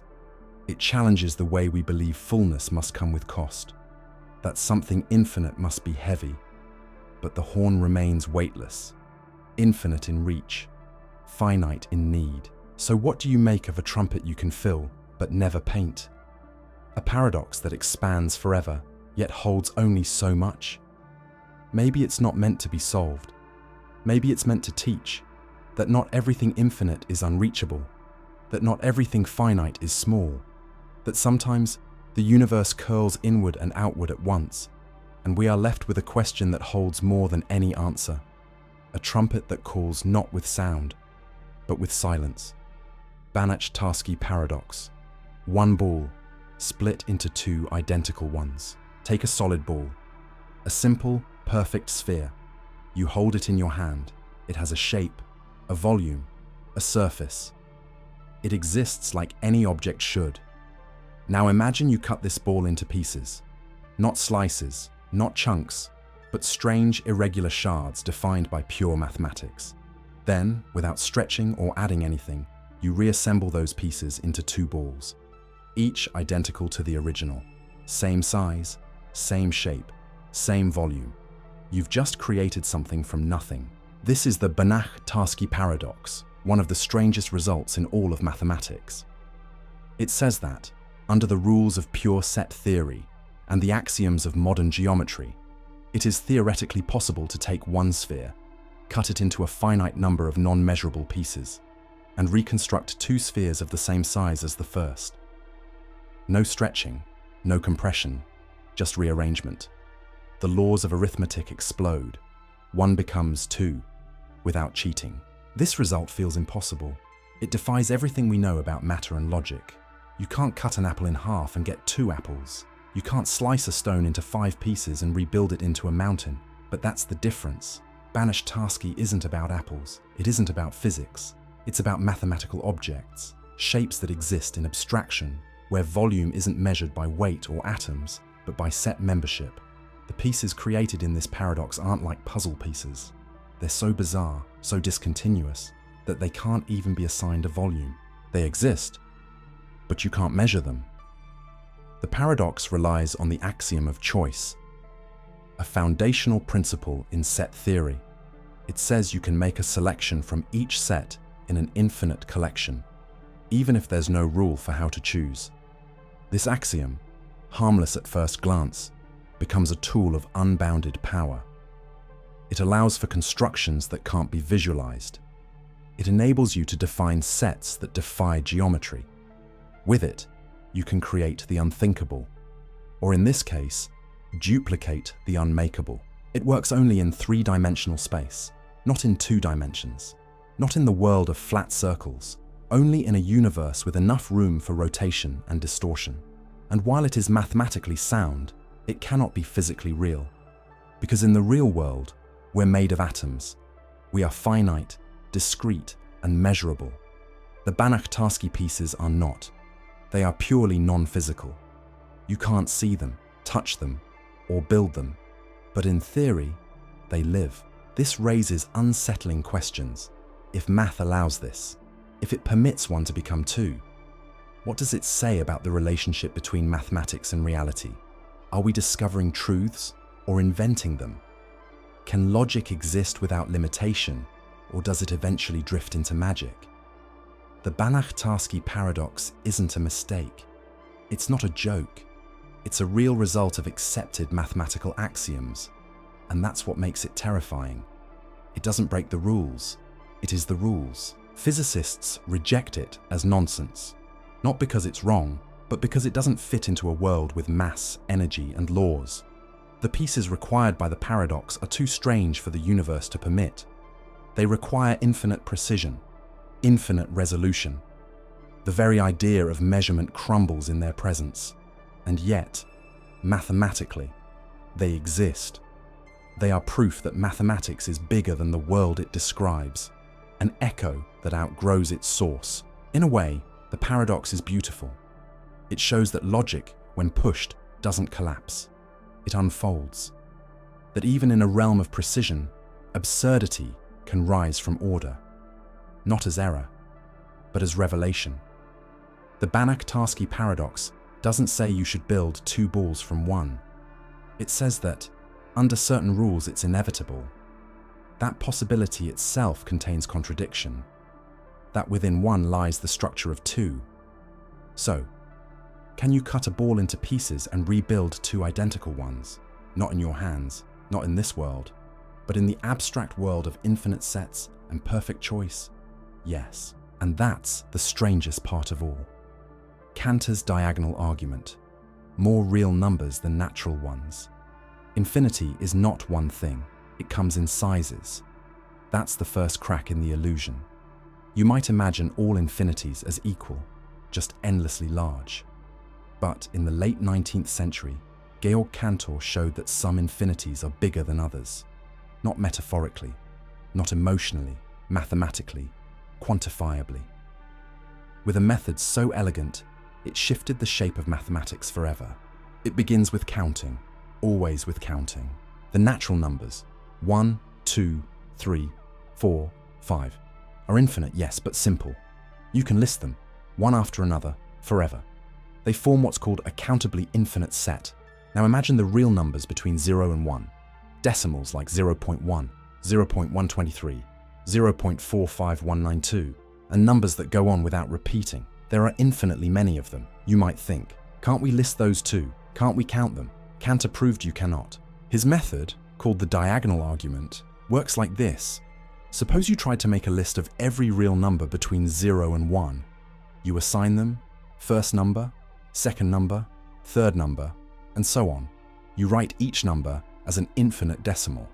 Then, you begin to build a new number, one digit at a time. You take the first digit of the first number, the second digit of the second number, the third of the third, and so on. Then you change each digit, maybe add 1, skipping 9s, or flip it in some way.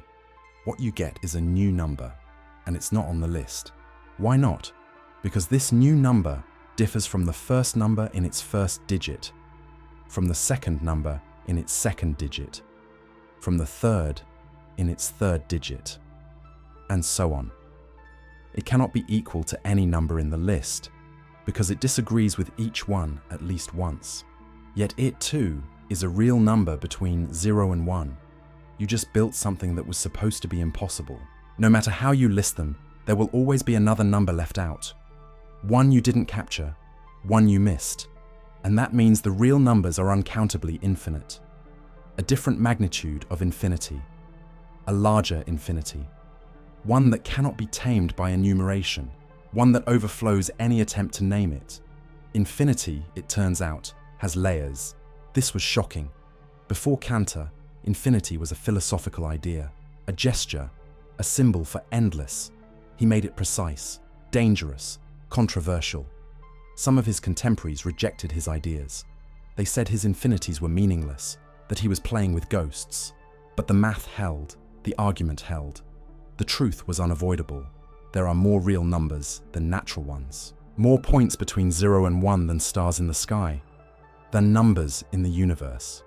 Than moments in time. The real line is not just dense, it is uncountably rich. Between any two rational numbers lie infinitely many irrationals. Between every decimal you know lies an ocean of those you'll never find. And yet, they're all real, all there, waiting, unnameable. Cantor's diagonal argument did more than count. It redefined size for the infinite. It gave birth to set theory, to transfinite numbers, to the continuum hypothesis. It marked the moment when mathematics stepped into a space beyond intuition. A space where logic builds shapes that the eye cannot see, where reason goes farther than imagination, where even infinity isn't infinite enough. So, are there more real numbers than natural numbers? Yes, uncountably more. So many that they cannot be listed, even in theory. So many that between any two of them lies another, forever, an endless line. Too large to walk, too vast to name, and yet, drawn with a single stroke on paper, infinite lottery paradox. Can you fairly choose from infinity? Imagine a lottery with an infinite number of tickets, each ticket labeled with a unique natural number, 1, 2, 3, 4, and so on. There is no last ticket, no upper limit, just a pure, unending sequence. And now imagine someone tells you that this lottery is fair, that each number has an equal chance of being chosen, not weighted, not biased, a perfect uniformity across infinity. The question is simple, the answer is not. Can such a lottery even exist? And this is the infinite lottery paradox, a deep contradiction buried inside the concept of fairness and probability when infinity is involved. Because if you try to assign an equal, non-zero probability to each natural number, you'll find something strange. The total probability must still sum to 1. But there are infinitely many numbers, which means each one must be assigned a probability of 0. And yet, one of them must be chosen. How can something with 0 chance be the actual result? Try to think about it another way. In a finite lottery of 10 tickets, each one has a 1 in 10 chance. The sum of those 10 probabilities is exactly 1. That's fair. That's clean. But in the infinite case, no matter how small the chance you assign, multiplying it by infinity either breaks the rules or makes no sense at all. Assigning a probability of 0 to each ticket means none can be drawn. Assigning any non-zero number means the total probability becomes infinite. A system where fairness mathematically collapses. So what does it mean to choose fairly from infinity?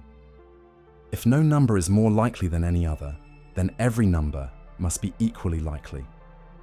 But in doing that, you destroy the very structure of probability. You step into a world where uniformity becomes paradox, where the definition of fair fractures under the weight of the infinite. This isn't a flaw in logic, it's a symptom of infinite choice. One response is to give up on uniformity. Maybe we can choose from infinity, but not equally. Maybe some numbers are more likely. Maybe the process is weighted, by design or necessity. But that's not satisfying. It feels like giving up the principle. The whole beauty of randomness is in its neutrality. And if you can't preserve that in an infinite space, then perhaps something fundamental has failed. Perhaps fairness doesn't survive in the infinite. Some propose workarounds. They define non-standard probability spaces. They reframe choice as a process, like defining a method that will eventually land on a number without assigning fixed chances. Others bring in measure theory, where probability isn't about counting, but about size. But even there, infinite discrete sets have zero measure. You can't paint one dot on an infinite canvas and say you covered anything. Infinity absorbs equality and leaves behind contradiction. What the infinite lottery paradox reveals is something quietly terrifying. That some choices can't be made fairly, not because we don't want to, not because we're biased, but because the structure of reality, or mathematics, won't allow it. It forces us to reckon with the idea that randomness, so often our tool of fairness, breaks when stretched across the unending. In some games, the rules undo themselves, and maybe it's more than just a mathematical curiosity. Maybe it mirrors something real. In an infinite universe, can anything be truly fair? In an infinite life, can choices be evenly spread? If you try to choose from everything, do you end up choosing nothing at all? Or worse, do you only think you're choosing? So, can you fairly choose from infinity? You can try, you can believe you have. But beneath the illusion of fairness, infinity waits, without balance, without edge, without a single number more special than the rest. And yet, somehow, one of them will still be picked. The paradox of the lottery. Each ticket probably won't win, yet one does. A lottery is announced. 1 million tickets, one winner. You buy a ticket, so do a million others. You know the odds, 1 in a million. The probability you'll win is so small, it's almost laughable. Rational thought whispers, you won't win. The numbers are against you. The same is true for everyone. Ticket 1 probably won't win. Ticket 2 probably won't win. Ticket 3 probably won't win. Go down the list, all the way to ticket 1,000,000, and you'll say the same thing, yet somehow one of them does. This is the paradox of the lottery. It begins not in contradiction, but in the uneasy space between individual improbability and collective certainty. Every ticket is individually unlikely to win.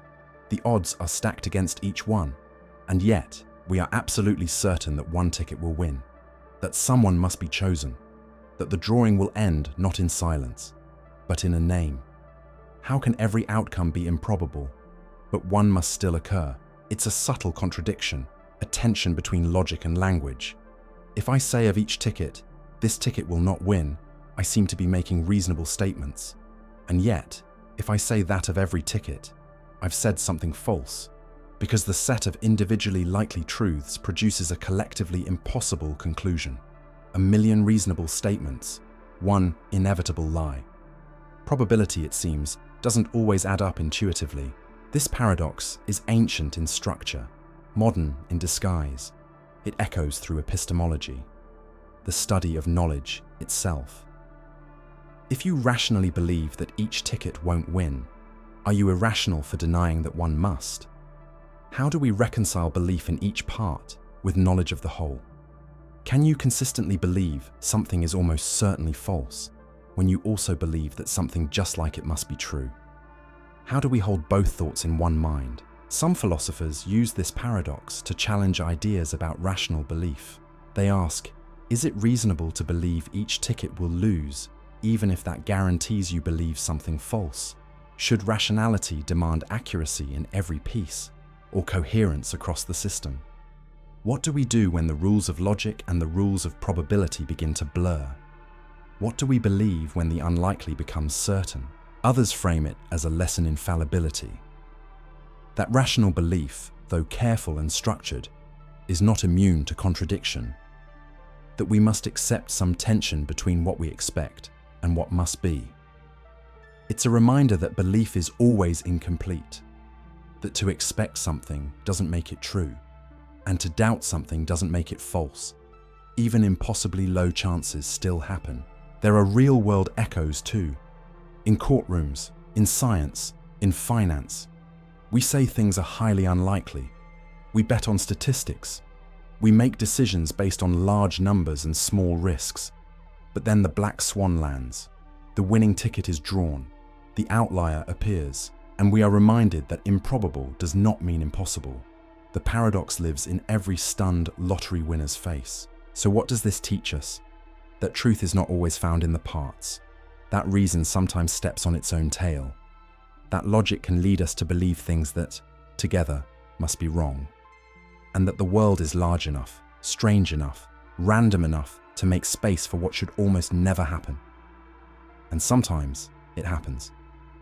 So, each ticket probably won't win. You can say that and be right. Say it 1,000,000 times. Be reasonable every time. And still, one ticket will win. One person will hold it in their hand and wonder how something so unlikely became the one thing. That had to happen. Galileo's paradox. Same number of squares as natural numbers. Begin with the simplest thing we know, counting. 1, 2, 3, 4, 5. Onward without end. The natural numbers stretch into infinity. Endless, ordered, exact. Now imagine a smaller set drawn from them, the perfect squares. 1, 4, 9, 16, 25. Each is a number multiplied by itself. They seem rare, spaced out. As we count higher, they become even less frequent. The difference between each square grows wider. Visually, mentally, they feel like just a thin slice of the full set. And yet, for every natural number n, there exists exactly one perfect square n2. For every square, there is exactly one natural number that generated it. You can pair them perfectly, one to one, without missing or repeating. You can map them together infinitely. No square left unpaired, no number left behind. A whole matched perfectly with what appears to be only part of itself. And that's where the paradox begins. This is Galileo's paradox, quietly profound, born from a time when infinity was still more philosophical than mathematical. Galileo pointed out the unsettling observation that although the set of square numbers seems to be a shrinking minority among natural numbers, they can be matched one by one without remainder. It challenges the way we understand size. In the world of the finite, subsets are always smaller than the whole. A bag of apples cannot have as many apples as the orchard it came from. A room cannot hold more people than a city. But infinity does not follow those rules. In the infinite, a part can equal the whole. The subset can shadow its parent. What looks like less is, mathematically, just as large. The intuition that says squares are rare collapses against the logic that says, but they're all there, one per number. Infinity distorts the meaning of more and less. Galileo didn't have the language we now use to explain this. It wasn't until centuries later that Georg Cantor introduced the idea of cardinality, a mathematical way to measure the size of infinite sets. Two infinite sets are considered the same size if you compare their elements one to one. By that standard, the natural numbers and the perfect squares share the same cardinality. They are both countably infinite. This doesn't mean that one is as dense as the other. It simply means there exists a complete, logical way to match them. That is all that's required. No need for closeness or spacing or intuitive fairness, just pairing. Infinity obeys only structure, not feeling, and in that structure, our expectations break down. The rules of reality bend quietly. What we think of as bigger becomes meaningless. Galileo's paradox is not a contradiction, it's a mirror. It reflects how our minds recoil at the true nature of the infinite. We can grasp it in numbers, but not in understanding. It shows us that intuition, the internal compass we use to measure the world, is built for the finite. It doesn't scale upward. It fails silently when faced with the endless. We see this in the way we react. Disbelief, confusion, that subtle hesitation when reason tells us one thing and instinct whispers another. This paradox isn't about squares or numbers. It's about what happens when language, more, less, part, whole, tries to survive outside the world it was shaped in. A world where infinity is not a horizon, but a space that folds back on itself. And there, things don't behave the way they should. So, are there more natural numbers than perfect squares? Or are they the same size? The only honest answer, in the language of infinity, is yes, they are the same. But they are not equal in the way you expect. The paradox doesn't destroy logic, it expands it. It teaches us that not all truths feel true, that the map of reality stretches into spaces where size, order, and expectation collapse into silence. Galileo didn't resolve the paradox, he simply saw it, and in seeing it, he invited us into a deeper kind of thinking, one where the infinite reveals its quiet, impossible balance. Hypergame paradox, a game that includes all games, not including themselves. Imagine a list of games: chess, checkers, cards, charades. Games with clear rules and boundaries. Now imagine a new game, one step above the rest, a game called Hypergame. Its rule is simple. It consists of any game that does not include itself as a possible play. Hypergame can include chess. It can include soccer. It can include any game that isn't recursive. Any game that isn't hypergame. But then the question turns inward. The loop begins. Should hypergame include itself? If it does, it violates its rule. It includes a game that includes itself. But if it doesn't include itself, then it fits the rule, and must include itself. Either way, the logic spirals inward like a snake trying to swallow its tail. The hypergame paradox is a variation of Russell's paradox and the Grelling-Nelson paradox. But instead of sets or adjectives, it lives in the world of play. It begins innocently, with classification. It ends in recursion. If hypergame includes only games that do not include themselves, it must evaluate itself against its own rule. But no answer stabilizes. If you say it includes itself, you violate its premise. If you say it excludes itself, then it qualifies for inclusion. The contradiction isn't in complexity, it's in structure. You've built a rule that turns on its own logic, a mirror that reflects the mirror, a game that becomes unplayable the moment you understand how it's played. The rules collapse under the weight of their own coherence. It's a paradox of self-reference, the quiet destroyer of logical systems.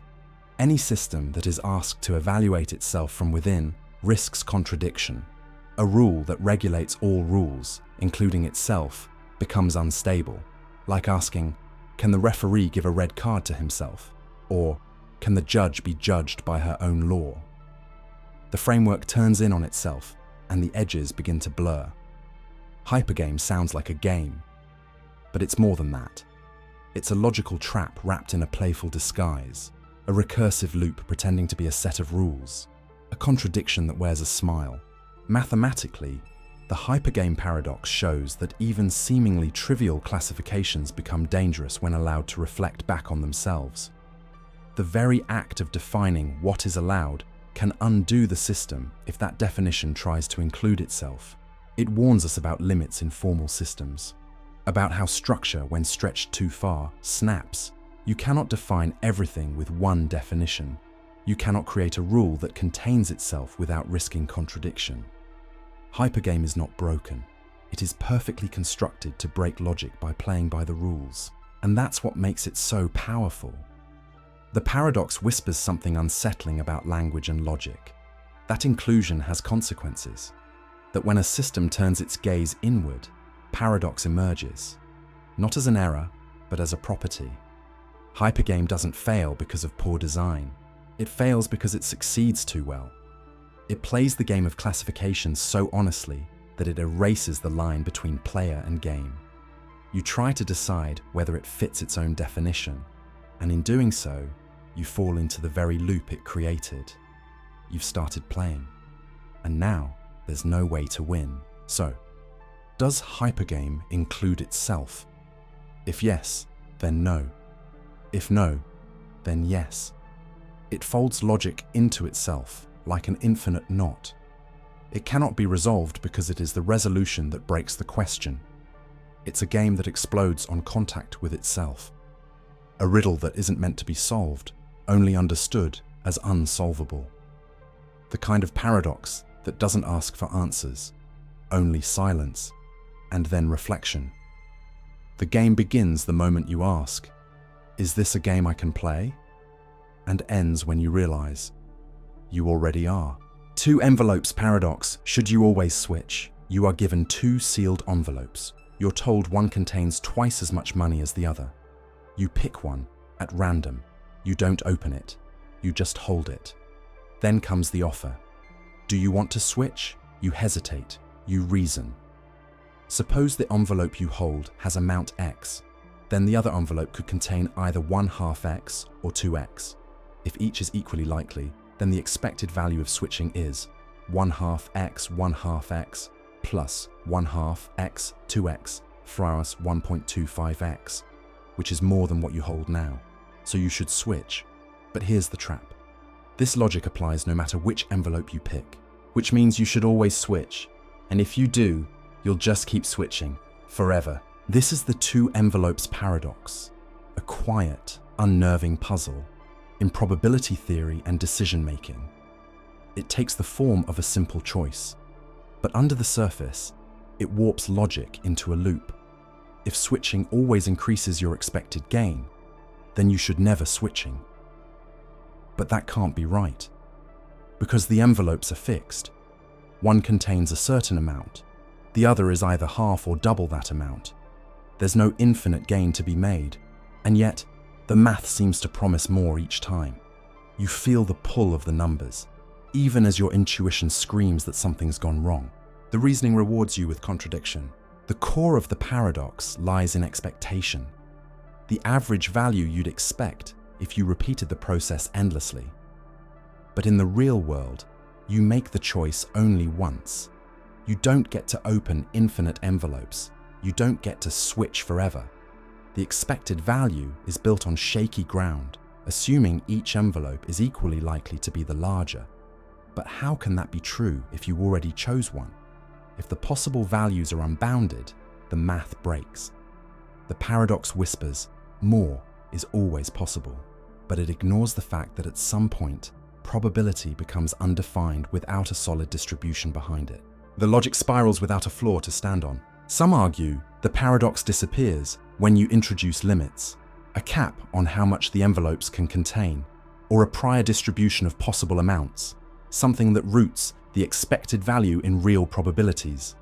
Others say the problem is in using X as a placeholder for both the smaller and the larger amount, that when you say the envelope contains X, you don't know which X you mean, half or double.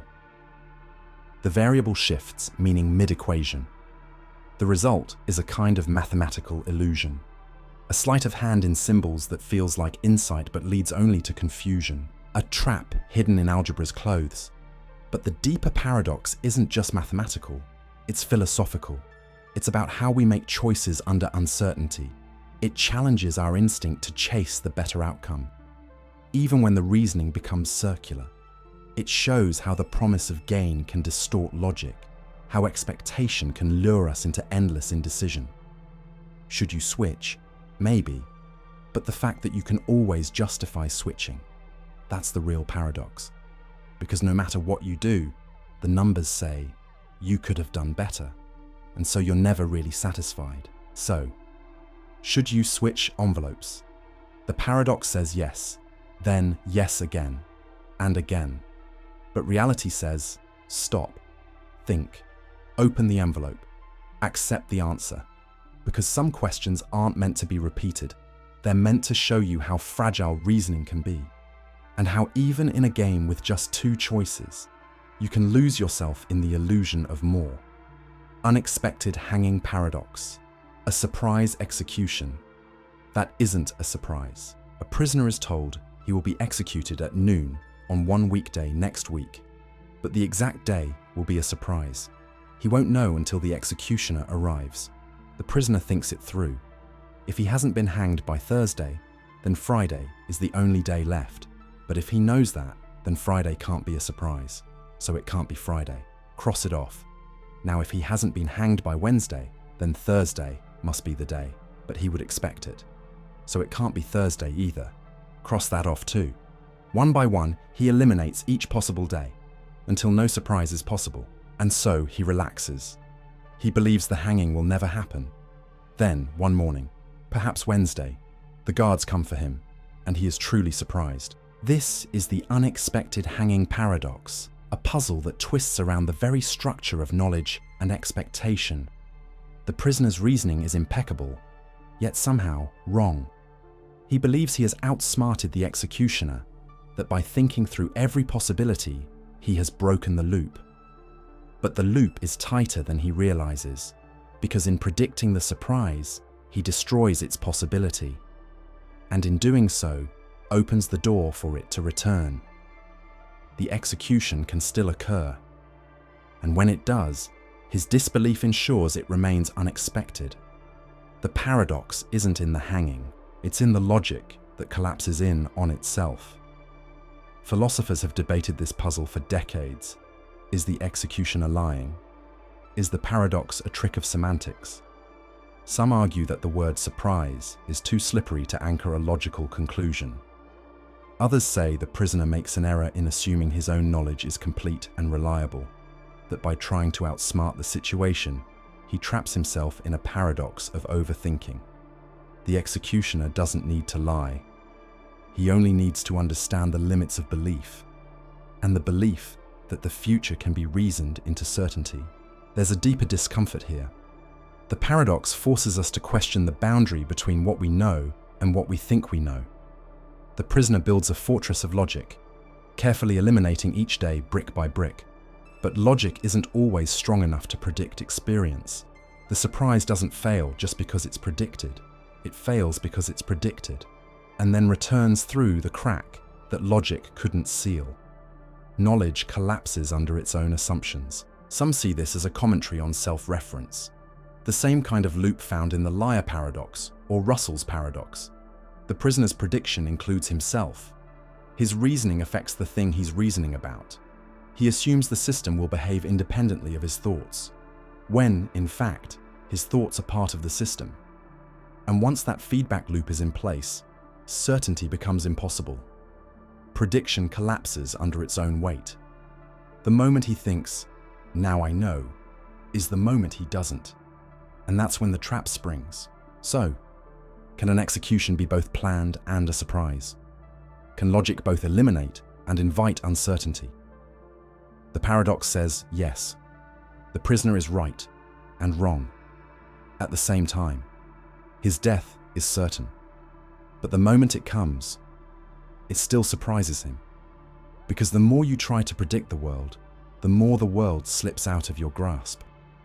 The paradox doesn't punish the prisoner for thinking.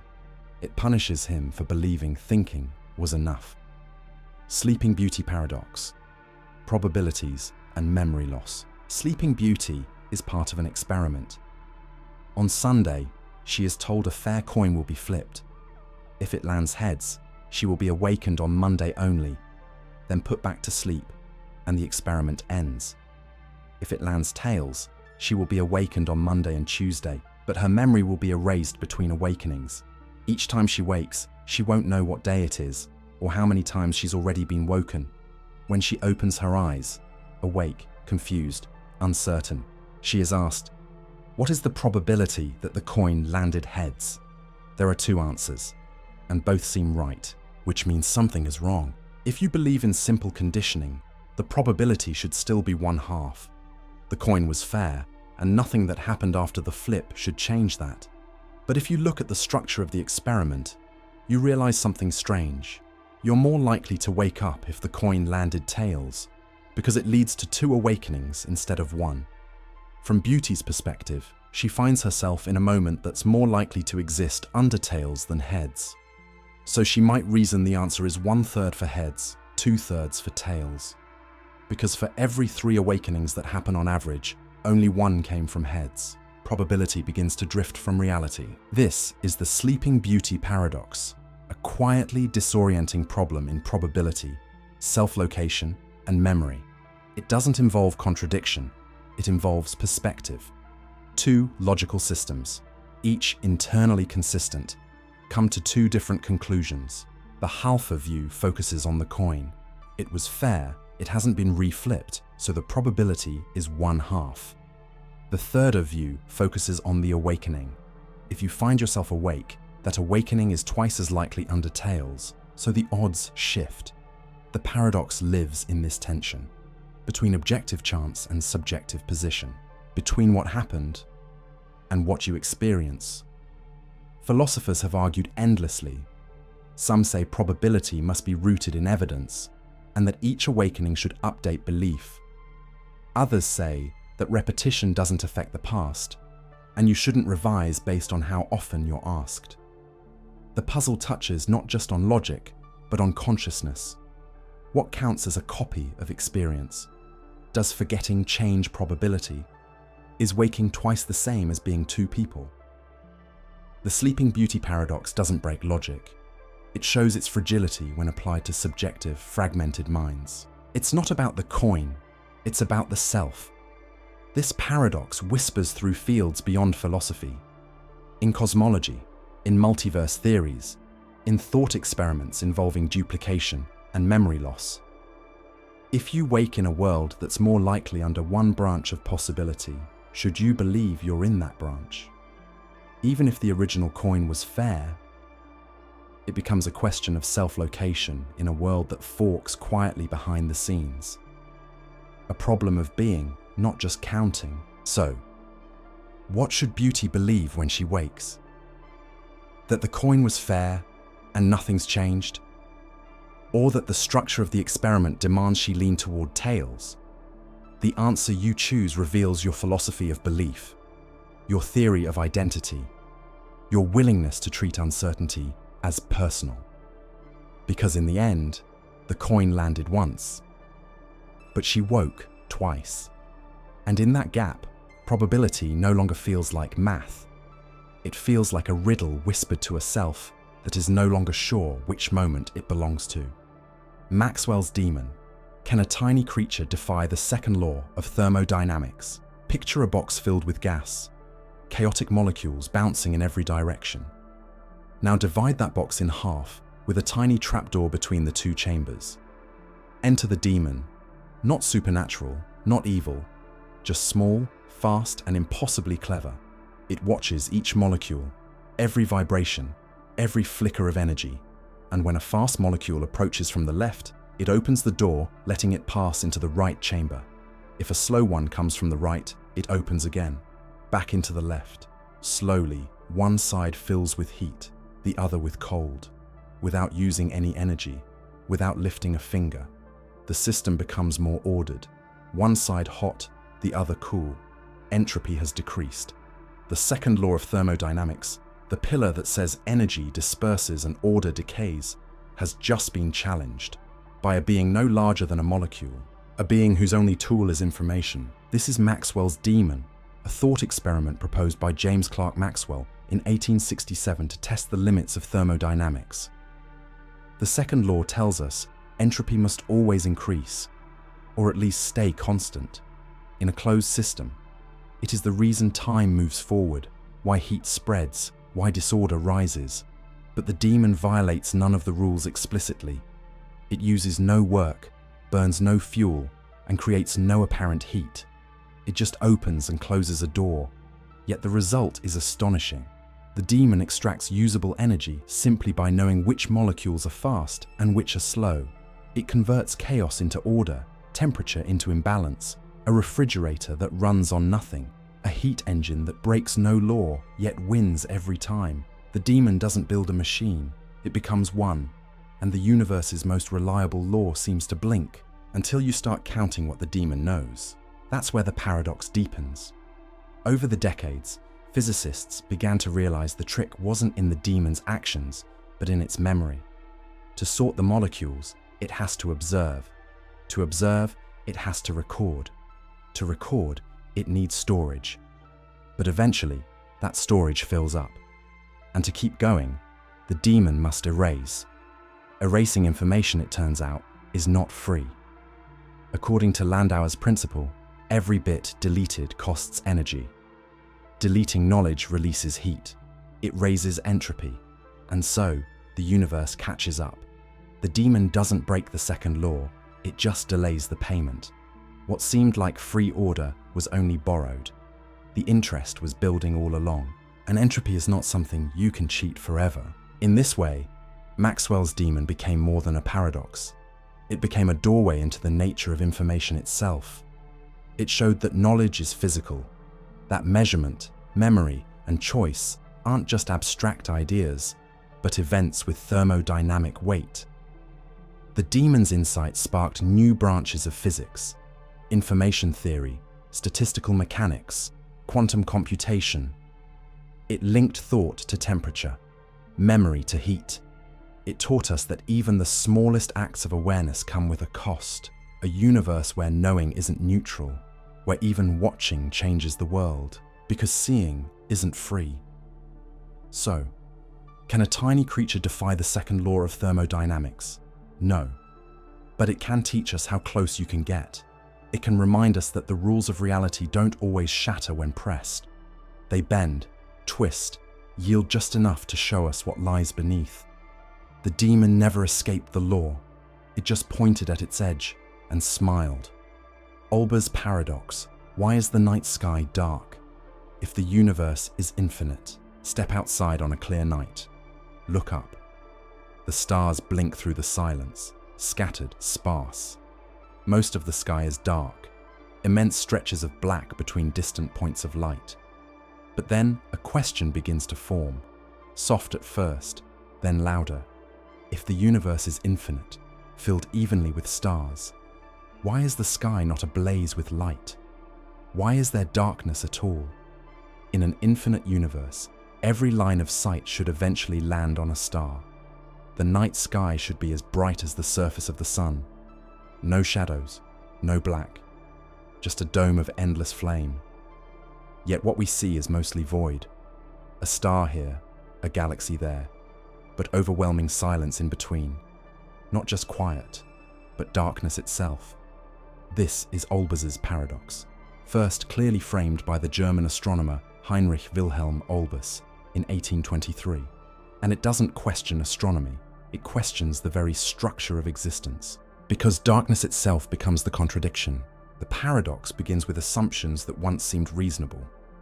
Imagine a static, eternal universe, one that stretches forever in all directions. And imagine stars distributed evenly throughout that space. Then ask, what would you see? Every direction your eyes look, there should be a star. Perhaps not close, but bright enough to matter. Their light would pile up, layer upon layer, until the sky glowed with a constant brilliance. Not because of any single star, but because of the sun. Distance dims individual light, but in an infinite universe, the number of stars should overwhelm that dimming. Darkness, under these conditions, shouldn't exist. And yet, it surrounds us. The void is not absence, it is a question. The solution comes not from philosophy, but from physics, and from time. The universe is not eternal. It had a beginning, a moment, roughly 13.8 billion years ago, when space and time exploded into being. That moment limits how far light can travel. We can only see as far as light has had time to reach us. Anything farther is invisible, not because it's too faint, but because its light hasn't arrived yet. The observable universe is finite, even if the cosmos beyond is not. And most stars, they're hidden, not by distance, but by history. They haven't had enough time to speak, or they've already gone dark. The night sky is not empty, it is unborn. And there's another reason. The universe is expanding. Space itself stretches. And as it does, light stretches with it. The glow from ancient stars, from the earliest galaxies, is redshifted beyond visible sight, moved into microwaves and radio waves. What we would once have seen as light now flickers in cold, faint hums. This is why the cosmic microwave background, the afterglow of the Big Bang, comes not as brilliance, but as a soft whisper across the sky. The universe doesn't shine with ancient light. It glows with memory. Darkness is a form of delay. So, Olbers' paradox is not a failure of logic. It is a doorway, a way of asking something deep. Why don't we drown in light? The answer lies in the limits of time, the physics of light, the expansion of space, and the finite age of everything we know. The night sky is dark not because the universe is empty, but because it is young. The stars haven't had long enough. The light hasn't traveled far enough. Infinity exists, but we don't yet see all of it, and maybe we never will. The darkness we see is not the absence of stars. It's the silence of light still on its way. EPR paradox, spooky action at a distance. Two particles are created together, born from the same event. They spin away in opposite directions, across space. Years pass, light years pass, but something binds them. Not a string, not a signal, something deeper. Entanglement. You measure one particle's spin, and instantly you know the spin of the other. Doesn't matter how far apart they are. A galaxy away? Still true. The result is always opposite, perfectly correlated. No communication, no delay, no time for information to travel. Just instant connection. This is the EPR paradox, proposed by Einstein, Podolsky, and Rosen in 1935. It wasn't meant to celebrate quantum mechanics. It was meant to challenge it, to expose a flaw, to say, this can't be how the universe really works. But the universe didn't flinch. Einstein called it spooky action at a distance. To him, the idea that one particle could influence another across space without a signal was absurd. He believed in local realism, the idea that physical properties exist before they are measured, and that nothing can affect something else faster than the speed of light. So if quantum mechanics says entangled particles can determine each other's states instantly, then either quantum theory is incomplete, or it's pointing at something strange beneath reality. The EPR paper wasn't a disproof. It was a question wrapped in a thought experiment, a demand for clarity, a challenge to the heart of the quantum world, and it echoed for decades. The paradox lay dormant until Bell's theorem in the 1960s. John Bell proved that if local realism is true, certain statistical patterns must appear when entangled particles are measured. But if quantum mechanics is right, those patterns would be different. The two theories, Einstein's realism and quantum non-locality, make different predictions. So physicists built the tests. They fired photons through filters, measured spins, correlated outcomes, again and again. And the results? Quantum mechanics wins, the universe is spooky, entanglement is real, non-locality is real. The results are not random. They're linked in a way we can't fully explain. Not through wires or waves, but through shared quantum states. A kind of cosmic echo. Not causation, but correlation without cause. The two particles are not two things. They are one system, stretched across space. When you measure one, you don't change the other. You reveal something both already were. And somehow, distance doesn't matter. Space blinks, but the connection holds. EPR didn't kill quantum theory. It made it stronger. It forced it to evolve. Today, entanglement isn't just a curiosity. It's a resource, used in quantum cryptography, in teleportation experiments, in quantum computers. What Einstein called spooky, we now call essential, but the discomfort never left. Because EPR still asks, what is real? What is separate? Where does one thing end and another begin? It's not a question about physics alone.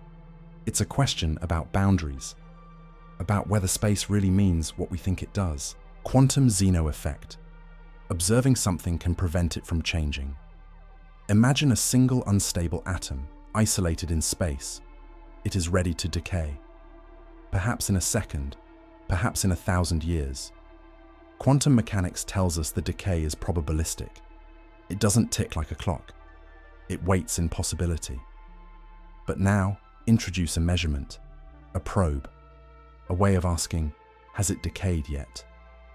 Ask it once, nothing happens. Ask again, still unchanged. Ask it too often, and you'll notice something odd. It stops decaying altogether.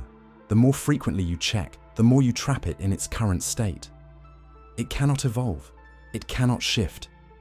You haven't frozen time, but you've frozen change. This is the quantum Zeno effect, a strange, verified phenomenon where constant observation inhibits transformation. It's not poetic metaphor, it's physical law. The act of looking becomes interference. Attention isn't gentle, it's an instrument. And if you wield it too often, reality responds not with clarity, but stillness. The watched atom, like Zeno's ancient arrow, refuses to move. The paradox draws its name from Zeno of Elea, who imagined an arrow in flight being motionless at every instant, always frozen in the now. Quantum physics gives his metaphor a body. At the heart of it lies the wave function, the mathematical ghost that describes all quantum states. Left alone, the wave function evolves, spreads, explores its possibilities, but measurement collapses it, reduces it to one certainty. If you wait, the wave function stretches and the particle may change. But if you observe too quickly, measure too often, you keep collapsing it back to where it started. Each measurement resets the timeline, restarting the clock on a probability that never gets a chance to unfold. The particle stays locked in place, not by force, but by surveillance, like a dancer interrupted with every step. Each time they try to move, you tap their shoulder. Are you still there? And yes, they are, always. Not because they want to be, but because you won't stop asking. This isn't mystical, it's mechanical. And it has been observed in labs. Ions in magnetic traps, atoms in optical lattices, systems that, when watched continuously, cease to decay. The process requires no awareness, just interaction. A machine can perform the measurement, a laser pulse, a field alignment. But each time you check, you collapse the wave function. And collapse, in quantum physics, is not passive. It's a hammer, a judgment. It resets probability, halts potential. In a world governed by uncertainty, measurement is finality. And when finality happens over and over again, there is no room left for change. The particle is caught in a loop of presence, not becoming, not decaying, just persisting, because that's all it's been allowed to do. It stays alive, because you won't let it die. The quantum Zeno effect bends our intuition about time, about cause, about freedom. It shows us that the act of observing is not neutral, that in the quantum world, even silence becomes a kind of noise, even stillness exerts force, and too much watching can be a kind of imprisonment. The universe unfolds probabilistically, but only when left to its own rhythms. Push it too hard for certainty, and it offers no motion at all. The paradox is elegant, unsettling. If you observe a thing often enough, you can prevent it from changing. Not by freezing time, but by collapsing possibility before it can take shape. And so, quantum physics whispers something Zeno could only imagine. To see a thing too often is to lock it in place. To watch without pause is to hold time hostage. Schrödinger's cat, alive and dead at once. In a sealed box, a cat lies still. Next to it, a vial of poison. And beside that, a radioactive atom. Unstable, unpredictable. If the atom decays, a sensor triggers the release of the poison. If it doesn't, the cat lives. The setup is simple, but the implications are not. Because in quantum mechanics, until we observe the atom, it is in a superposition, both decayed and not decayed. And if the atom is in both states, then so is the poison, and so is the cat. According to the logic of the quantum world, until we look inside the box, the cat is both alive and dead. Not metaphorically, not figuratively, but truly, simultaneously, in two states, two opposing truths occupying the same space, one breath, one stillness. A paradox hidden in a box, waiting. This is Schrödinger's cat, a thought experiment proposed by Erwin Schrödinger in 1935. Not to explain quantum theory, but to challenge it. He wanted to show how absurd it seems when quantum weirdness is scaled up to the macroscopic world. A particle existing in two places at once. Strange, but acceptable. A cat being both alive and dead. Intolerable. Something must break. Surely reality doesn't stretch that far. But quantum mechanics, disturbingly, doesn't flinch. The math holds. The theory insists. Until a measurement is made, all possibilities remain suspended in parallel. The wave function includes them all. Observation is what collapses the superposition into a single, definite outcome. Before that moment, everything is potential, and this collapse is the true mystery. What counts as observation? Does it require consciousness? Does the universe decide a reality the moment something looks? If no one ever opens the box, does the cat remain a ghost of possibility, forever trapped between states? Schrödinger's cat isn't just about cats. It's about the boundary between the quantum and the classical. Where does uncertainty stop?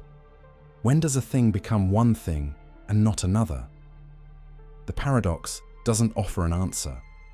It asks the question so loudly that it echoes across decades of physics and philosophy. What collapses the infinite into the real? Different interpretations attempt to resolve the strangeness. In the Copenhagen interpretation, observation collapses the wave function. The cat becomes real only when seen.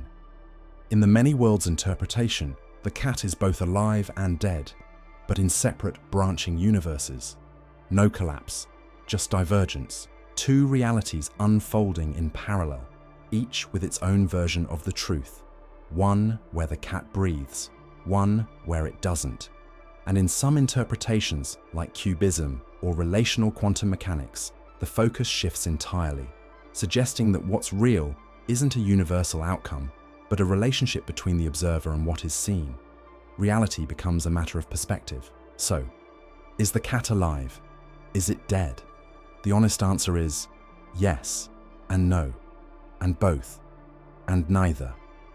The cat is a symbol, a placeholder for all things uncertain, for the moments we wait for news, for the futures we can't yet name, for the times when what's true hasn't chosen a side.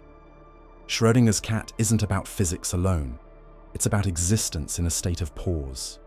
A reminder that sometimes truth doesn't come in halves. It comes in entangled contradictions, until the box is opened and the world makes up its mind. The twin telepathy paradox. Could quantum entanglement explain psychic links? Two twins, born moments apart, grow together. Mirror images in thought, feeling, instinct. They finish each other's sentences. One feels pain, the other winces. One cries, the other stirs in sleep miles away. Stories accumulate, coincidence after coincidence. Shared dreams, simultaneous phone calls. A sense of connection that runs deeper than chance, deeper than blood. Some call it myth, others call it mystery. But a question lingers softly beneath it all. Could something in physics, something in the strange architecture of the universe, be responsible? Could quantum entanglement, that spooky bond between distant particles, explain the quiet electricity between two human minds? Or is it just hope dressed as science? Entanglement is real. Two particles, once linked, can remain connected across great distances. Measure one, and the state of the other becomes instantly defined. No signal passes between them, no time delay. Einstein didn't like it, called it spooky action at a distance, but experiment after experiment confirms it. Photons, atoms, even molecules can become entangled. Their properties, once bound, remain tethered in a way that defies classical intuition. So the leap is tempting. If particles can be connected across space, could people? Could twins, formed from the same genetic material, grown side by side, carry some deep quantum echo. Is identity more than just memory? The paradox begins not in proof, but in pattern. The uncanny feeling that connection sometimes moves faster than words, that emotions leap gaps no voice could cross. Some theorists have speculated, half seriously, half poetically, that the brain, with its billions of neurons and synapses, might support quantum states. That consciousness, or parts of it, may flirt with the quantum scale. If so, and if twins were entangled in some way, physically, developmentally, could their thoughts ripple across space without sound? Could emotion collapse like a wave function, not through voice or text, but through being? Could "I miss you" arrive before it's spoken? Mainstream science holds back. The brain is warm, wet, and noisy, conditions notoriously hostile to maintaining entanglement. Decoherence happens fast. Quantum effects in the brain, if they exist at all, would be subtle and fleeting. No study has yet found evidence of brain-to-brain entanglement. No measurable link between the minds of twins. No signal stronger than chance. The stories remain anecdotal. Beautiful, yes, but unverifiable. The math of quantum theory is silent on thoughts, dreams, and intuition. And yet, the longing remains. The desire to believe in a universe where love, closeness, and connection are not limited by physics, but rooted in it. Where science could explain what soul once held. So, can quantum entanglement explain twin telepathy? Not today, maybe not ever. The laws of physics don't yet reach that far, but the paradox is not about certainty. It's about the questions we ask when logic runs out, about whether minds can echo like particles, whether human connection might be more than psychological, whether there are invisible threads we haven't yet found names for. Sometimes, what feels real asks more than science can answer, and leaves behind a silence that listens.